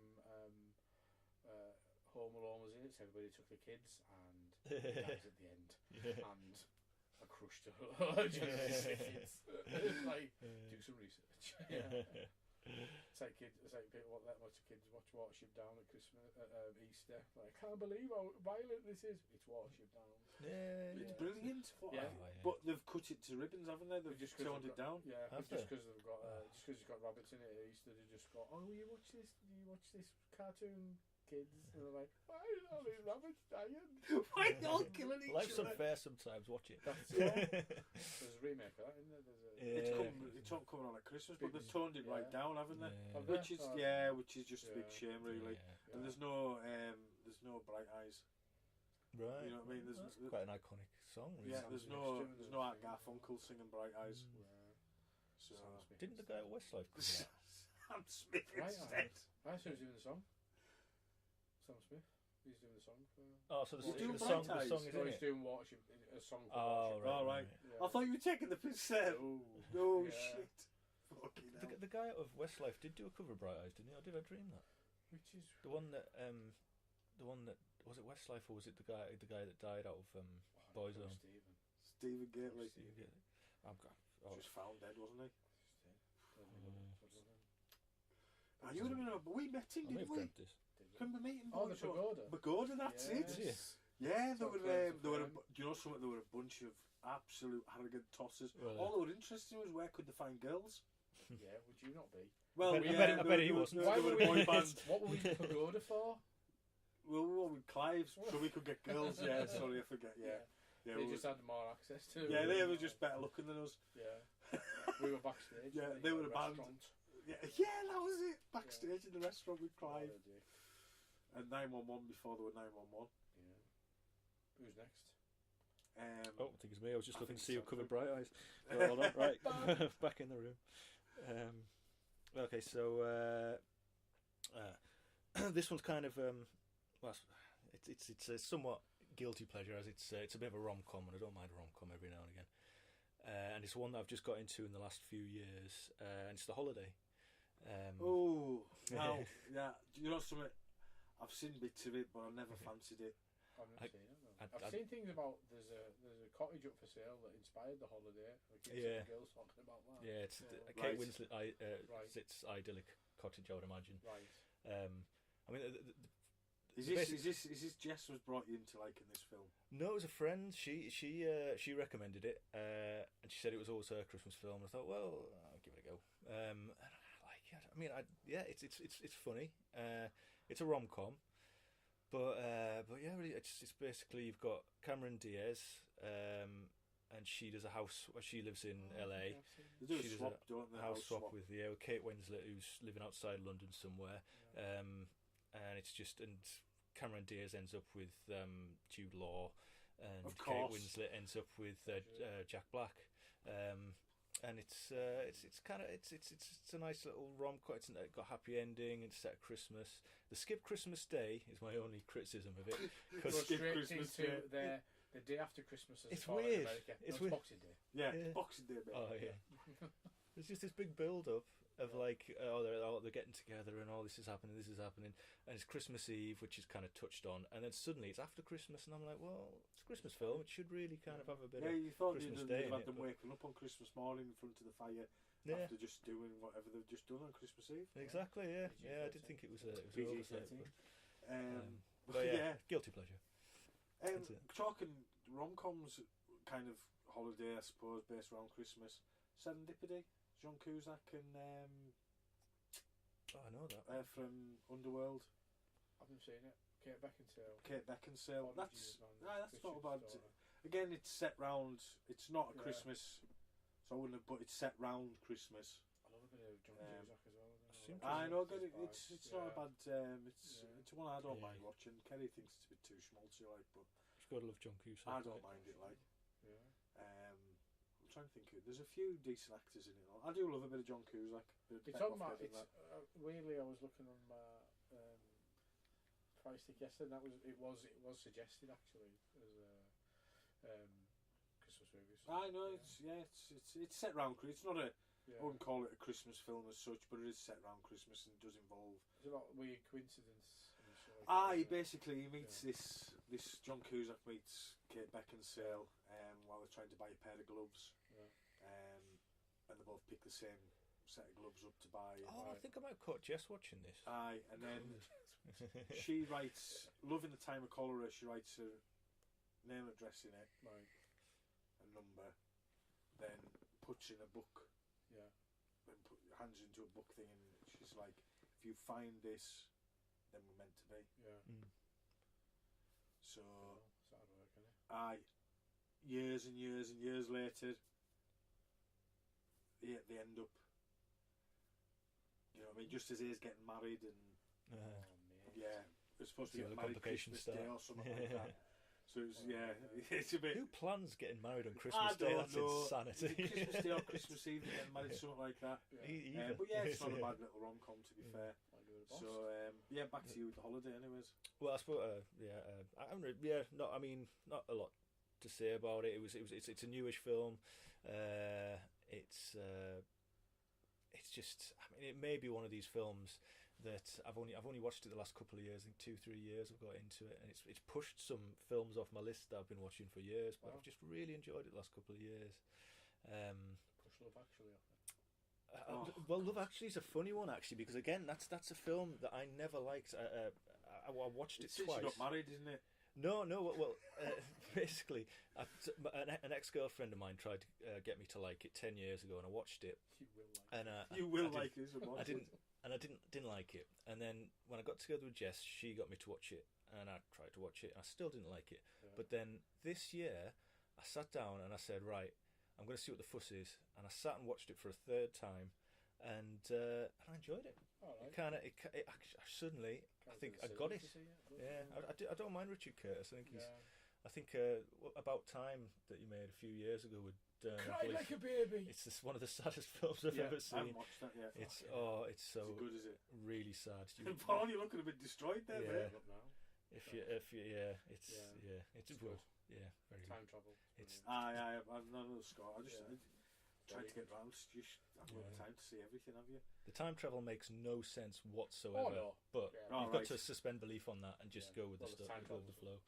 Fair dues. So what's another one of yours then, Paul? Scrooged. The Bill Murray classic. Yeah. I remember all the promotional gear in the Lonsdale for that when it came out. All the magazines and posters you could get for free and all sorts. Cool. Like we were talking about Lethal Weapon before, Richard Donner. Yeah. Directed. So 2 Christmas movies. That's it. And it's quite a dark Christmas movie. It is, yeah. I watched it last week with the kids because they'd seen it on the trailer and they're like, "Oh, is this brand new?" And I was like, "No." And they're like, "Oh, we've seen it at the cinema." And I was like, "Oh, the cinema club." No, it's an old film. It's an old film. The night the reindeer died. That's it. Lee Majors. So good, man. Lee Majors. You've been a real good boy, Lee. I tried to put that on this little fella, but the crazy glue just won't stick. You staple it. Karen Allen, you know what I mean? Raiders. Lumpy. Absolute class. But it's really like things like his brother plays his dad. Bill Murray's brother. Yeah. He was the boss. boss in National Lampoon's Christmas Vacation. Exactly. Oh, sorry, I've just spoiled you. No. And his other brother is his brother. Yeah, that's right. And there's another brother that's a guest somewhere. The other brother was in Moving Violations. Okay. Which was a police academy style comedy. I think it was one of the only films he was properly. Yeah, because I don't think he's done much, has he? He was in Vacation, wasn't he? The first Moving one. Violations is worth checking out, by the way. But the guy who's the boss is in like all of Bill Murray's films. I think he's a bit like a Clint Howard.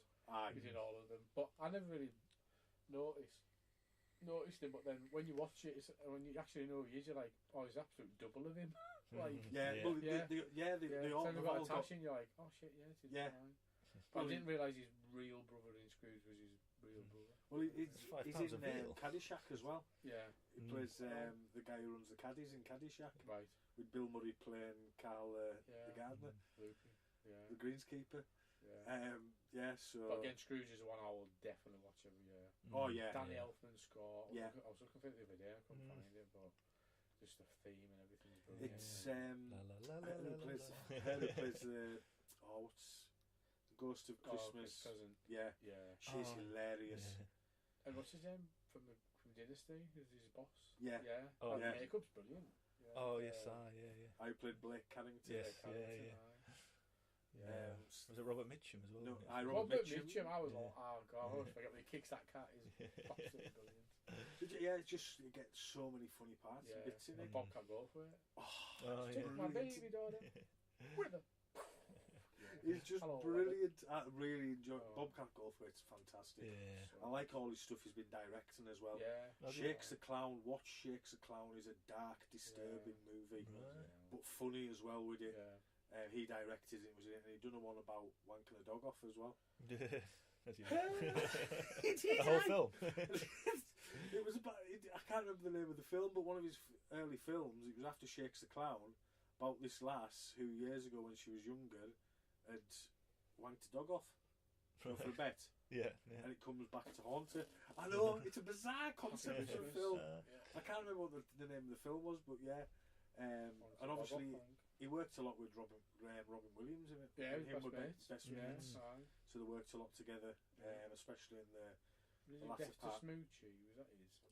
No. No. I think he was in that, wasn't he? I think he was in that. But yeah, him and Robin Williams were best buds. Right. And it's interesting. Go on YouTube and watch a load of the early Bobcat Goldthwait stuff, interviews and all that. Fantastic.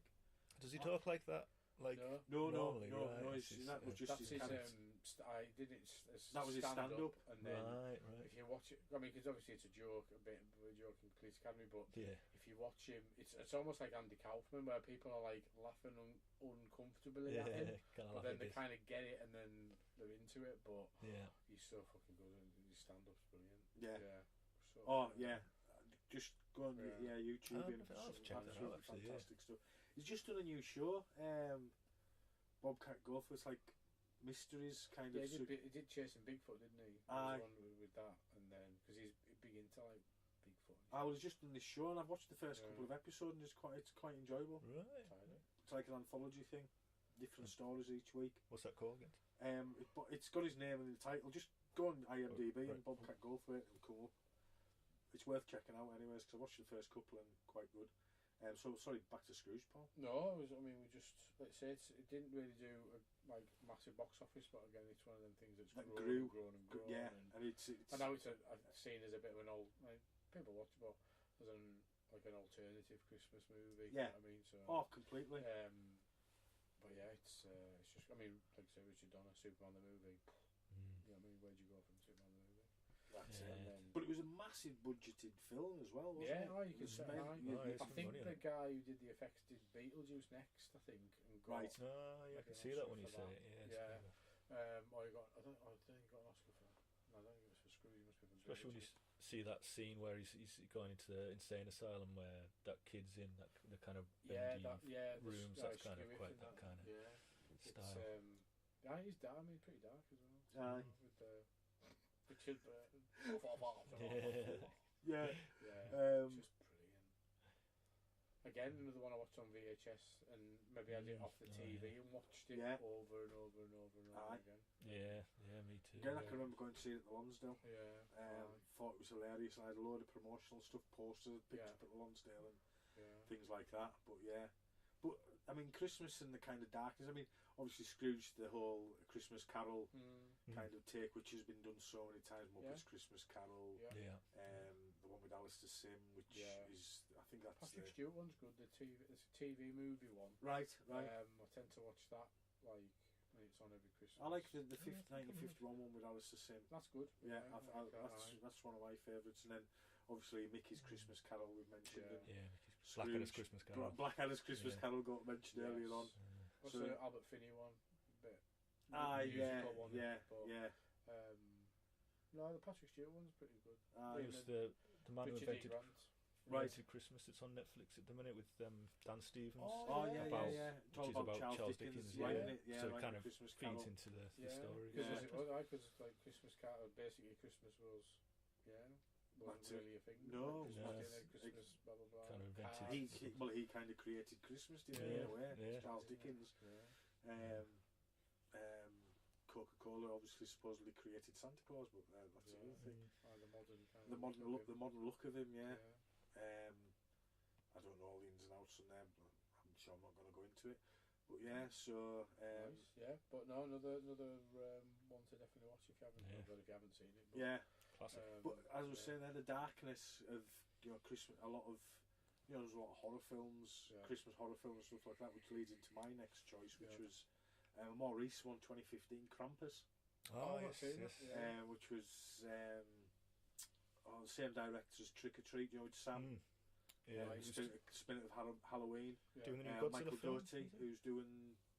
He's just done the new King Godzilla? Kong. Oh, is Godzilla. it Godzilla, sorry. right, okay. Yeah, he's doing the new Godzilla, isn't it? Or is he doing the King Kong versus Godzilla? I'm thinking Godzilla, but I may have got them mixed up. I can't remember because they're all in the same universe, aren't they? That's it. That's Tony Colletti, Adam Scott, who's quite a funny guy, who's in Hot Tub Time Machine 2 and things like that. Right. Michael Doty, it's Godzilla 2. Yeah, Godzilla 2. Oh, wow. Okay. And basically Santa's twin, the Krampus. Little German boy. folk tale, isn't it? Yeah, German Austrian. It's amazing when you see the processions in. They're doing them in Whitby and all that now, but I don't get it because it's an Austrian. It's an Austrian German thing. Why bring it over here? Yeah. Well, yeah. And for all these people who are jumping on it as well, which is. But if you look at it, the kids love it when they're over there because that's their Christmas. You see them all, happy and like terrified. Exactly. So it's not a. It's a thing of like if you're naughty, the Krampus comes and gets you. And I've seen a few folk who, the whole pagan thing, jumping on this Krampus thing as well. It's not. It's German Austrian folklore. Leave it over. It's fine. When you jump on something, jump on Black Pete.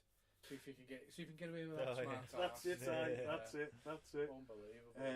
But yeah, basically a young lad, bit of a bad time, and wishes his family was different and all the rest of it. And instead of Santa Claus coming, Krampus comes and seals off the house, snowstorm and all that, the usual.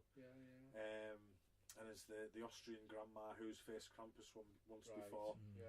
And I think she's Omni or something like that. The Austrian grandma's name is. And you've got the kind of typical American family, which is Adam Scott, Tony Colletti, young son, daughter, and they get family turn up as well. Wow. Which is the awkward kind of the cousin Eddie. Yes. You know what I mean? He's a bit rough, he's a bit glary. Two kids that are, I think. One of them will just eat anything going. And well, there's three kids actually. I think it's two sisters and a boy. And the fat boy will just eat anything, which is his downfall later on in the film. You've seen it, haven't you? Oh, I saw it at the cinema. Yeah. The two others, which are always wrestling, and I think the girls, but named after boys because he wanted, but then the more like boys. Okay. And the mothers just put upon. And then there's the auntie, the big, large, imposing auntie who just likes to drink. Is the dad the guy out of Anchorman? Yes, it is. David Kochner. He's in. Keckner. Keckner, is that how you say it? I thought it was Kochner, but hey, I've never heard it being said, so we forgive I just know him as the guy of Anchorman. So he's in it, and basically Krampus starts picking them all off one by one, as you know. And it's just it's funny in parts, and obviously they try and escape, and Krampus is attacking them. There's elves, toys turn nasty and start attacking the family, and it's Krampus's little helpers kind of helping him do the deed all the way through, like little gingerbread man and you kind of if the fire's stopping him entering, so you've got to keep the fire stoked. When the fire kind of goes out, and you see this hook, big metal hook, come through the fireplace, and then there's a gingerbread man, and the fat kid who'll eat anything is straight onto the gingerbread man, bites a chunk out of the gingerbread man's head, and the gingerbread man goes and then wraps the chain around the boy, and then the boy gets dragged into the chimney, and they're trying to pull him down, and the whole family are on it, and he ends up getting Krampus taking him away and all that. You know what it kind of reminds me most of in tone when it comes to like kind of a Christmas film? I think it reminds me of Gremlins a bit. Yeah, it's got that kind of not really, not really like dark horror, but kind of humour and horror at Christmas. We showed Gremlins last year with Home Alone, and done a double bill. And Gremlins is just so dark. When you think about it. I mean, when she's telling that story about Christmas, about her dad. Fell and broke his neck. Where'd that come from? That's just like, what? That's so dark. So, but there's always the second one as well, but it's a bit more technic, isn't it? Well, there's always been that kind of connection to, to horror films and the kind of ghost stories. As I was saying before, the ghost stories at Christmas, which has had a bit of revival on BBC4, which guaranteed this year on the run up to Christmas, you'll have Mark Gatiss doing some kind of ghost story for Christmas, which are usually written by M.R. James, because that's the same guy who done Night of the Demon, wrote Night of the Demon and stuff. Well, Inside Number 9 did one the other year, didn't they? They did, brilliant. Fantastic. So you can't beat. Did you see the live Inside Number 9? Loved it. Fucking hell. Absolutely fantastic. They were clever, so clever. Yeah. But I didn't watch it live, and I didn't watch any. Well, I watched it on iPlayer, and I was still falling for the is it broke? But ghost stories at Christmas. I think it started about 1971, and kind of the odd year every year. The only one I've seen is that Whisper and I'll Come. That was an M.R. James one, I think. With the guy, and then they remade it with John Hurt a few years ago. Yeah, that is terrifying. I don't know, I've missed this. Is it on BBC or something? BBC 4. They'll probably be on the iPlayer. I've still got them all from last year as well, because Christopher Lee, The Signalman and stuff like that. Christopher Lee's read some. It's going on my watch list. So definitely. Well worth it. Definitely. You should have a good scare. I mean, obviously there was a big, strong kind of, I was saying, Silent Night, Deadly Night, brilliant slasher film set at Christmas, which spurned off umpteen sequels. The second one's shite. And the other sequels are really nothing much to do with the first, but have used the moniker of Silent Night, Deadly Night. And it got remade as well with, I think it's Malcolm McDowell's in the remake. But the whole thing about Christmas and stuff like that, like you say, the pagan thing is like, after it was Doctor Who that taught me this, but after like the harvest and it's the shortest, like obviously you have the shortest day, then you need something to get you through the winter, because otherwise it's a long, so that's when that came from. And that's it. It's always about like being scared, and you know what I mean? I mean, Christmas Evil, that's worth watching. I watched the one the other day, first watch for me, called Santa's Sleigh, which was a horror comedy, and absolutely gory as hell. Basically, Robert Culp is in it playing an old man, but basically an angel has a bet with Krampus, curling, random, who can get it closest to the hole and not fall in. If you fall in, you've lost the bet. Krampus lost the bet and had to not Krampus, Santa was killing people, the whole Krampus thing, I suppose, in a way, and he had lost the bet, and he had to become good and give presents to children for 1,000 years.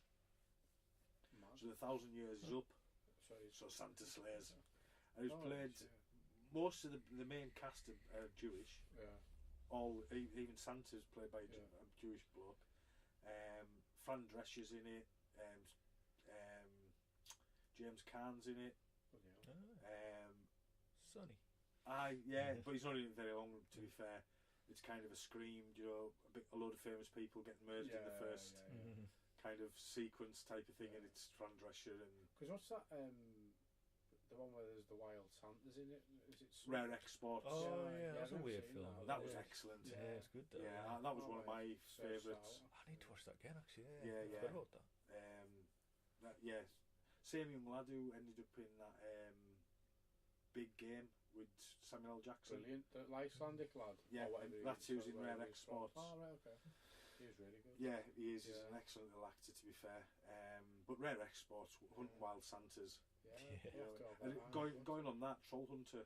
Trollhunter's brilliant. I love Trollhunter. It's really worth buying. I've got it on Blu-ray. Oh God, love it. The dubbed version, obviously, it's the best way. It's not the best way to watch it, but it is. I torture my kids going across bridges and that. Because of Trollhunter. Troll. But yeah, Krampus is well worth a look. And I'll get it on. we'll dip good. into a bit more of the old horror films on the Christmas thing as well, keeping with the old cult cinema thing. Can you remember Jack Frost? Not the Michael Keaton one. I've seen the Michael Keaton one. I haven't seen the horror version. No, the horror version. Honest to God. Oh, some would say that was a horror version. Basically, a serial killer. I think he's either getting transported to jail or to get killed. Crashes into a vat of toxic waste and mutates. I'm out. Into the snow. And well, there's the cover, Paul. I've got it on Blu-ray. Oh, I've seen it. Yeah, I've seen the cover. Yeah. That's probably what put us off. Absolutely fantastic. I mean, then obviously there's Scrooged again. Black Christmas, going back to Black Christmas, Bob Clark, slasher, early slasher film. That's one of the It was first slasher it films, was out before Halloween. It was Halloween set. What was the British one? Was that Silent Night, Deadly Night? No. What was the British one that came out back then? I can't remember. I always just remember the posters. There was Christmas Evil. Yeah. That's a bit nuts as well. I mean, you've got. There's one called Red Christmas. They've all gone down this Krampusy route more than anything at the moment. Yeah. There's that's one. The name in Krampus. He only just comes and gets the naughty kids. He doesn't fucking. Well, that's it. Sint. Now that's a good one to watch. Right. That's the Dutch kind of Santa Claus. Oh, right. Sint Okay. Nicolaus. And he goes after children, no good children. Cool. I've got a dubbed version of that somewhere. That is worth a watch as well. The Gingerbread Man films with Gary Busey. Going back to the Busey. Doing the voice. Honest to God. Yeah. And obviously Black Christmas was remade as well. White Christmas. Black Christmas into White Christmas. Well, 2006 they done a remake. Double bill. Double bill. That'd be some double bill. That. Did you ever see a film called Dead End? That rings a bell. Which was I think it was 2003ish, and it wasn't a Christmas film as such, but it was set round the holiday period, Right. and they were going somewhere for Christmas, and they're on this road, and this road just never seems. Was it in Ireland? No, it was in America. Oh no. Ray Wise and Lynn Shay play their parents, and it's a good twisty and turny. That's set round the holiday period, so to speak. One that I've just bought is a Christmas horror story, which is William Shatner. It's an anthology one. Oh, right. So it's just because it's got the Shat in. Yeah. I need to have a look at that. And there's another one coming out called Anna and the Apocalypse as well, which is a British one, and it's a musical zombie Christmas film. So that's just bonkers. And there's one on Netflix called Better Watch Out, Right. which is a horror one. I've not seen that yet, which is on my list to watch before Christmas as well. But yeah, Rare Exports worth watching. Oh yeah. I need to see that again actually. Christmas Martian. Now let's have a quick crack about this. Fuck, here we go. Yes, here we go. Christmas Martian, I think it came out about 1971. Obviously I wasn't born in 71, but I'd seen it. It had been late 80s, late 70s, early 80s.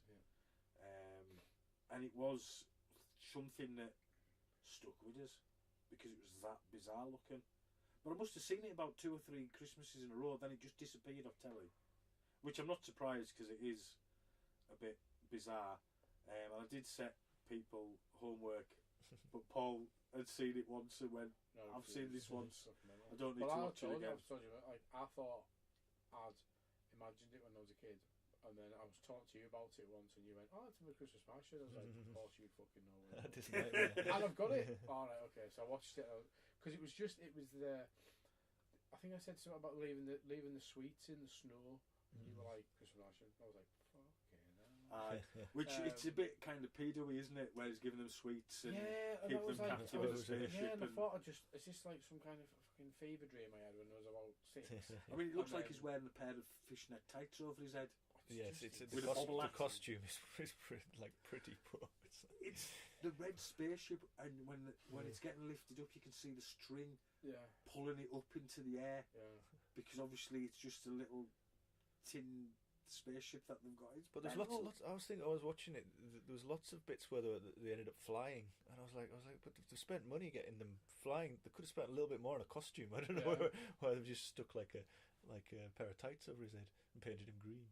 It's like Fucking crazy. because when the little girl's flying off, you can see her looking down as she's flying through the air. I'm like, no. It was like French Canadian. It was dubbed, and it was badly dubbed. Really, let's be honest. But I didn't. Obviously, it wasn't until it was one of the first things when I was started downloading films when I first moved in this house. Yeah. It was one of the first things I ever downloaded because it was just one of those things that did I imagine, like you said, a fever dream? Did I imagine this?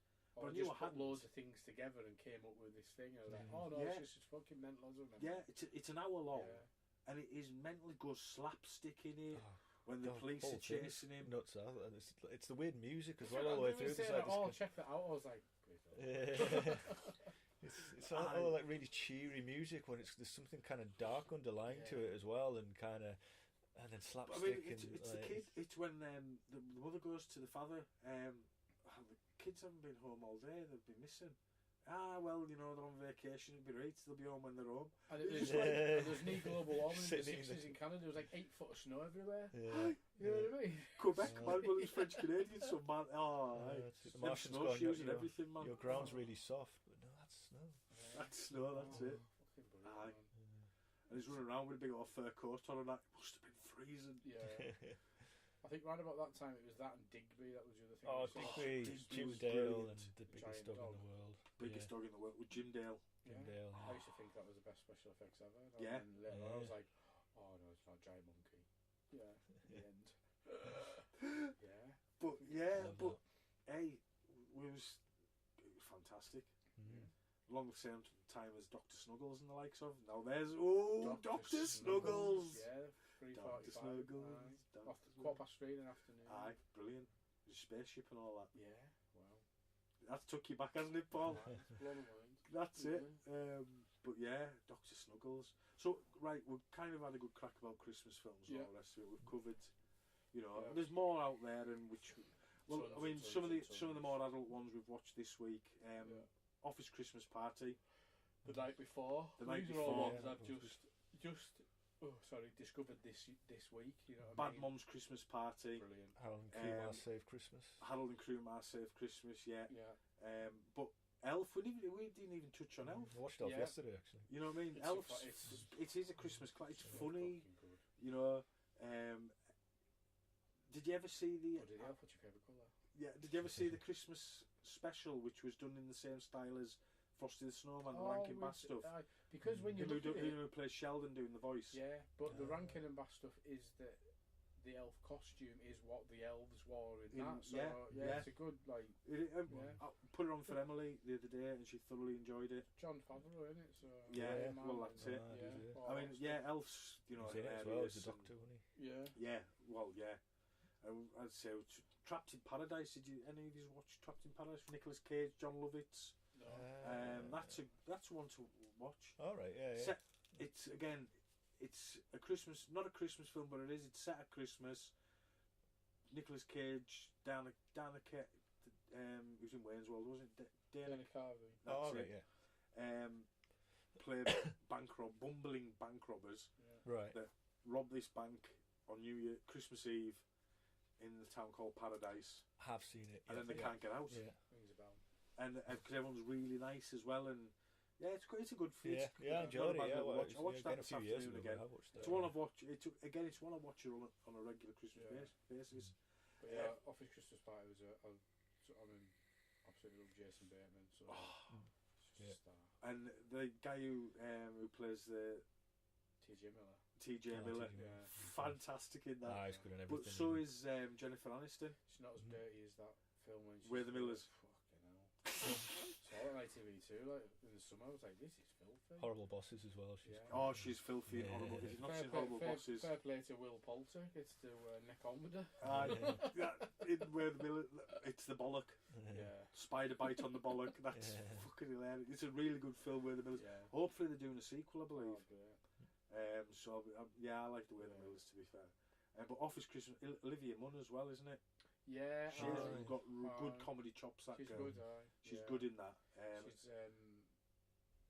she's good. There's loads of them. The little Asian fella. Yeah. And the guy and the woman plays Seth Rogen's wife in. She's playing the pimp. Yeah, she's the pimp. Yeah. Because I'd literally watched it. I was like, oh, that's. Yeah, And then Rapinda from Deadpool.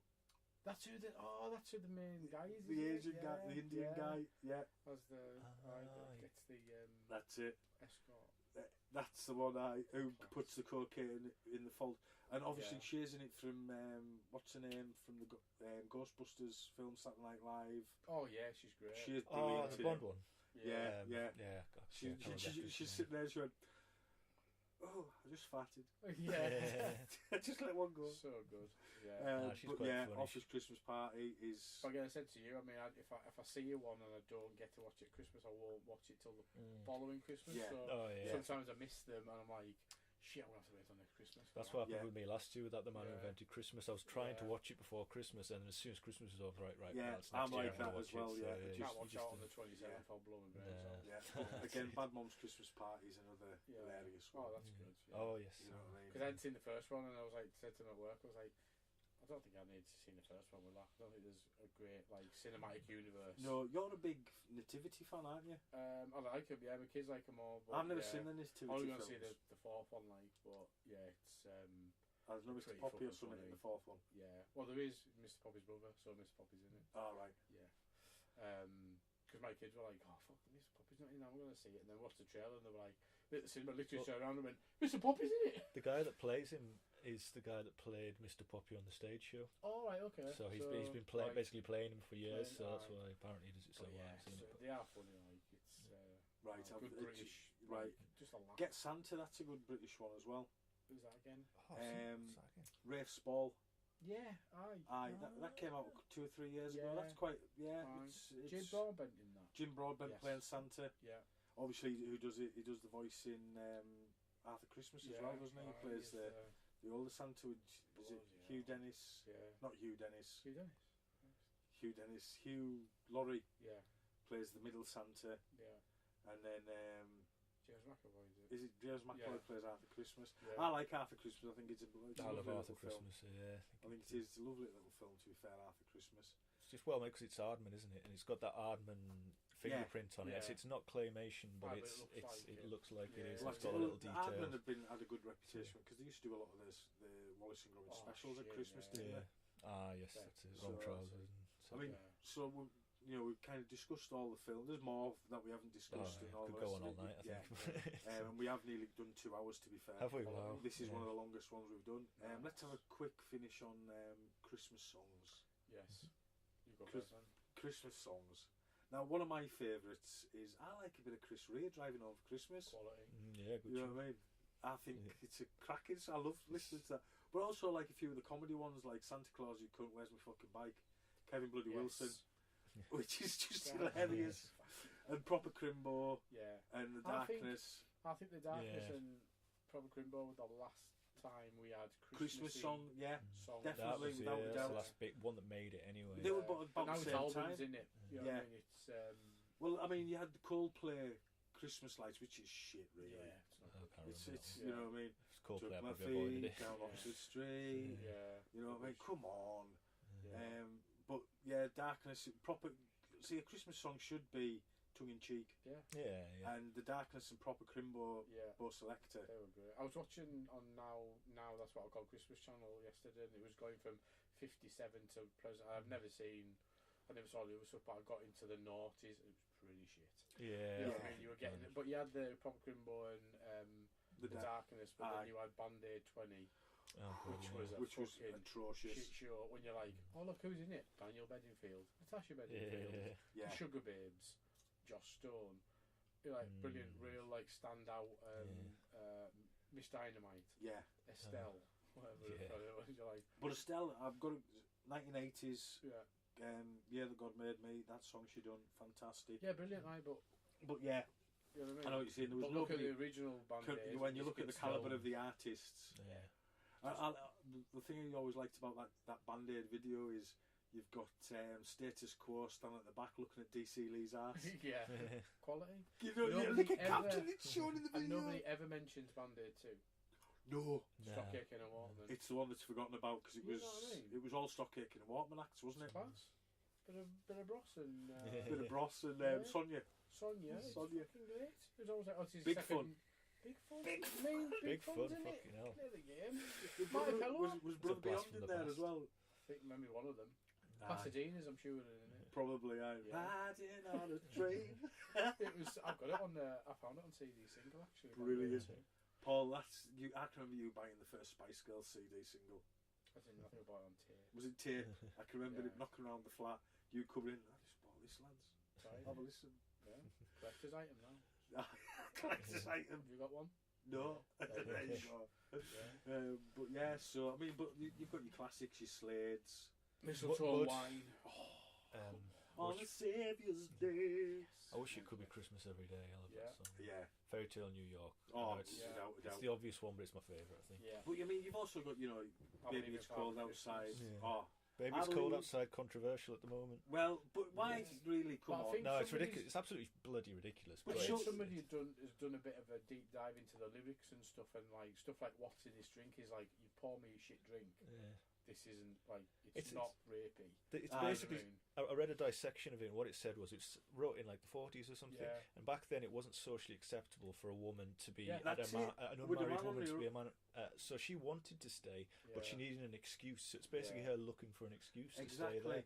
And people are just going, "Oh, it's rape," and trying to ban it. I like the Tom Jones and Well, I watched that. Kelly That was on the Spade. thing, Oh, and yeah, then that's it good, yeah. switches places where she's the devil at the end. Yeah. and Ah, he's yeah, I was like, oh, brilliant. Yeah. That Clever. was, what's his name? Or whatever. Joseph That's it. Gordon-Levitt, wasn't it? And Yeah. was it Lady Gaga? Yes. Was that, yeah. Yeah. Oh, did they do a version of it? as Yeah, well? where they swapped roles, and Yeah. she was Right. she was kind of trying to get him to stay. Right, oh, I've never seen that one. So Yeah. there we go. I have heard there is a Lady Gaga Christmas tree song which is just bizarre. Right. Sit I on think my it's all Christmas out. It tree is and all that. albums now. Right, You don't okay. really Yeah, get it. taste my Christmas tree and all, and you're like, Okay.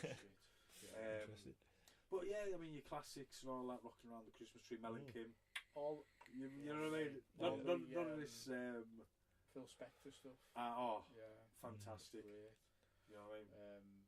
Yeah, anything. Oh, shaky. You know what I mean? Can't beat Oh, the Welsh yeah, Elvis. Welsh Elvis. Yeah. Welsh Elvis. Yeah. Oh god, hey. I Green even like Door. a bit of Paul McCartney. Oh, yeah. Wonderful Christmas time, Yeah, that man. it's just great. Yeah. I mean, we'd work in where I'm working at the minute. We don't have like proper Christmas tunes, so Right. like it's nice to go out and actually hear them in shops. You're like, oh, I've not been tortured for these since Yeah. October. Aye. Yeah. Which is the bad like cover versions for Oh, Well, songs I've- you've never heard of. Oh, right, I've right. got about So- 2 gigs worth. I think there's about 300 Yeah. Christmas songs on a flash drive, Yeah. and some of them are the same songs because I like this. You Yeah. know what I mean? But a lot of the differences. There's stuff like the Spinners doing the 12 Days of Christmas. Quality. That's brilliant. That one. Yeah, and it's Yeah. when he goes, And all that it's shit, like innit? Yeah. 7 swans are swimming, and then he's like, and then you just see one of them in the background going breaststroke, and I Yeah. started pissing myself Yeah. laughing in the Great. car. Yeah. Always But good listen is Bob Dylan doing his Christmas album. Oh, Yeah. I heard that on the way here this is today. I've never heard it Christmas. before. This is Christmas. Yeah. I was like, what is this? And then Simon Mayo said, and that was Bob Dylan. Do you think he was taking the mick or something? What's Yeah. going on? I was like, Full that was album, Bob Christmas Dylan. song. What? Yeah. It must be Christmas, or whatever Yeah. it was, man. Christmas Honest to song. God. Oh yeah. Um, But yeah, it's Last just- Christmas as well. Oh, I love, wow. love that classic. How they never got that? You heard after George Michael died to number one. Number one, Yeah. I'll never know. Yeah, Yeah, That You're would've right been- there, that would've mate. been- you're right. yeah, it should have been. Ah, 'Cause Christmas exactly, Day well, died, exactly, wasn't it? Yeah, Yeah. that was a shocker, really. Wow. He was a great singer, George Michael. Oh yeah. He was the best on the Freddie Mercury tribute Without a concert. doubt. He nailed it. Yeah. Absolutely There's a nailed it. video of him practicing in the backstage doing Somebody to Love, Yeah. and Bowie's watching him going, Yeah. Yeah. Like, gives him a little nod, and you're like, "What's what you want?" There? That's it. Bowie giving you the nod. Yeah. You know what I mean? The world's wonderful Yeah. place. Fucking so good. Yeah, when he holds that note, somebody to, and then just holds it, and it's like perfect. It's like, wow, Yeah. no one can do that except for Aye. you and Freddie. But, Yeah. Oh, he was a Yeah. fantastic singer, George Michael. yeah, I like the stuff he kind of, his comeback stuff Yeah. with, you know, not the sexual freak stuff, the fast love and all that. That was the flat days, and I can remember buying them all. Absolutely. Bit of Jed liked a little bit of Listen Without Prejudice, didn't he? Yes. That was a regular in the flat. Same with Janet Jackson's album, Janet. Yeah, that was absolute belter. That was but Craig, there's just so many. Wombling Merry Christmas. Yeah, I love that where the note goes up at the end because you don't expect it Christmas. Yeah, I love that little melody change. It's but again, one from when I was a kid, and just loved it. Was it Lord of Christmas? Is that the Mud one? Yeah. Which for some reason I thought that Mud had covered an Elvis song because it's very Elvis Presley. Yeah. But it wasn't. I love the video. Or the video isn't like them just sitting there. One of them's got a ventriloquist dummy. It's just bonkers. Obviously, Slade, you can't make Slade. I think the 70s churned out there's some good ones from the decades, but the most classics are from the 70s. I think. Elton John, Step Into Christmas. Brilliant, man. And Queen did one as well, didn't I did. Thank God it's Christmas. That's it. Stop the Cavalry. Oh, Jonah Louis. Yes. That is, and again, that wasn't supposed to be a Christmas song. Yeah. It was just Same with Power adding of some Love. bells in. Yeah. Not Huey Lewis and the News. Yeah. Or Jennifer Rush.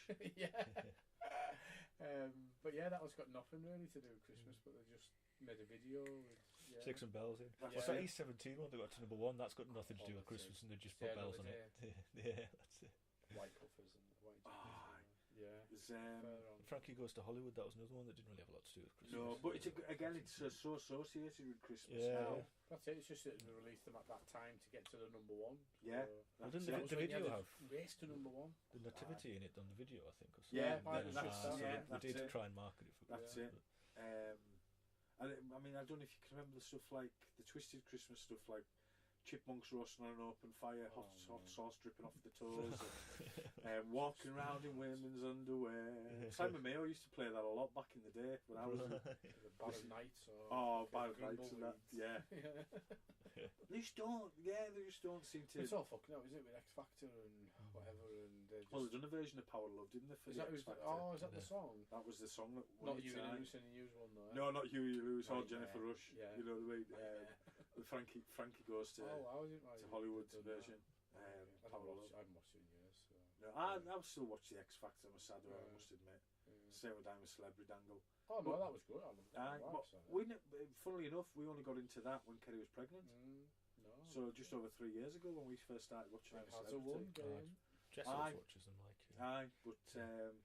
but I think we've kind of covered quite a lot. People now. So. And I've really enjoyed that, lads. Yeah, me too. Yeah, it was been a brilliant crack and a good laugh. Excellent. And look forward. The next one we're going to be doing is the comic booky Flash Gordon one, isn't it? Yeah. Going into the kind of comic book style movies, alternative, comic book movies. And just because we're showing Flash Gordon on the 19th of February. No, 19th of January. Sorry, bloody hell. So that should be quite good. I did try and get Sam Jones to do a video introduction, but he never returned my message. How rude. And I believe that he only deals with journalists, which I should have pulled the old. Well, I work for the BBC. I just heard about podcast. If you believe Ted, then he's too busy taking cocaine. Well, there is that as well, yeah. So we've got Flash Gordon on the 19th of February, January. 19th of January.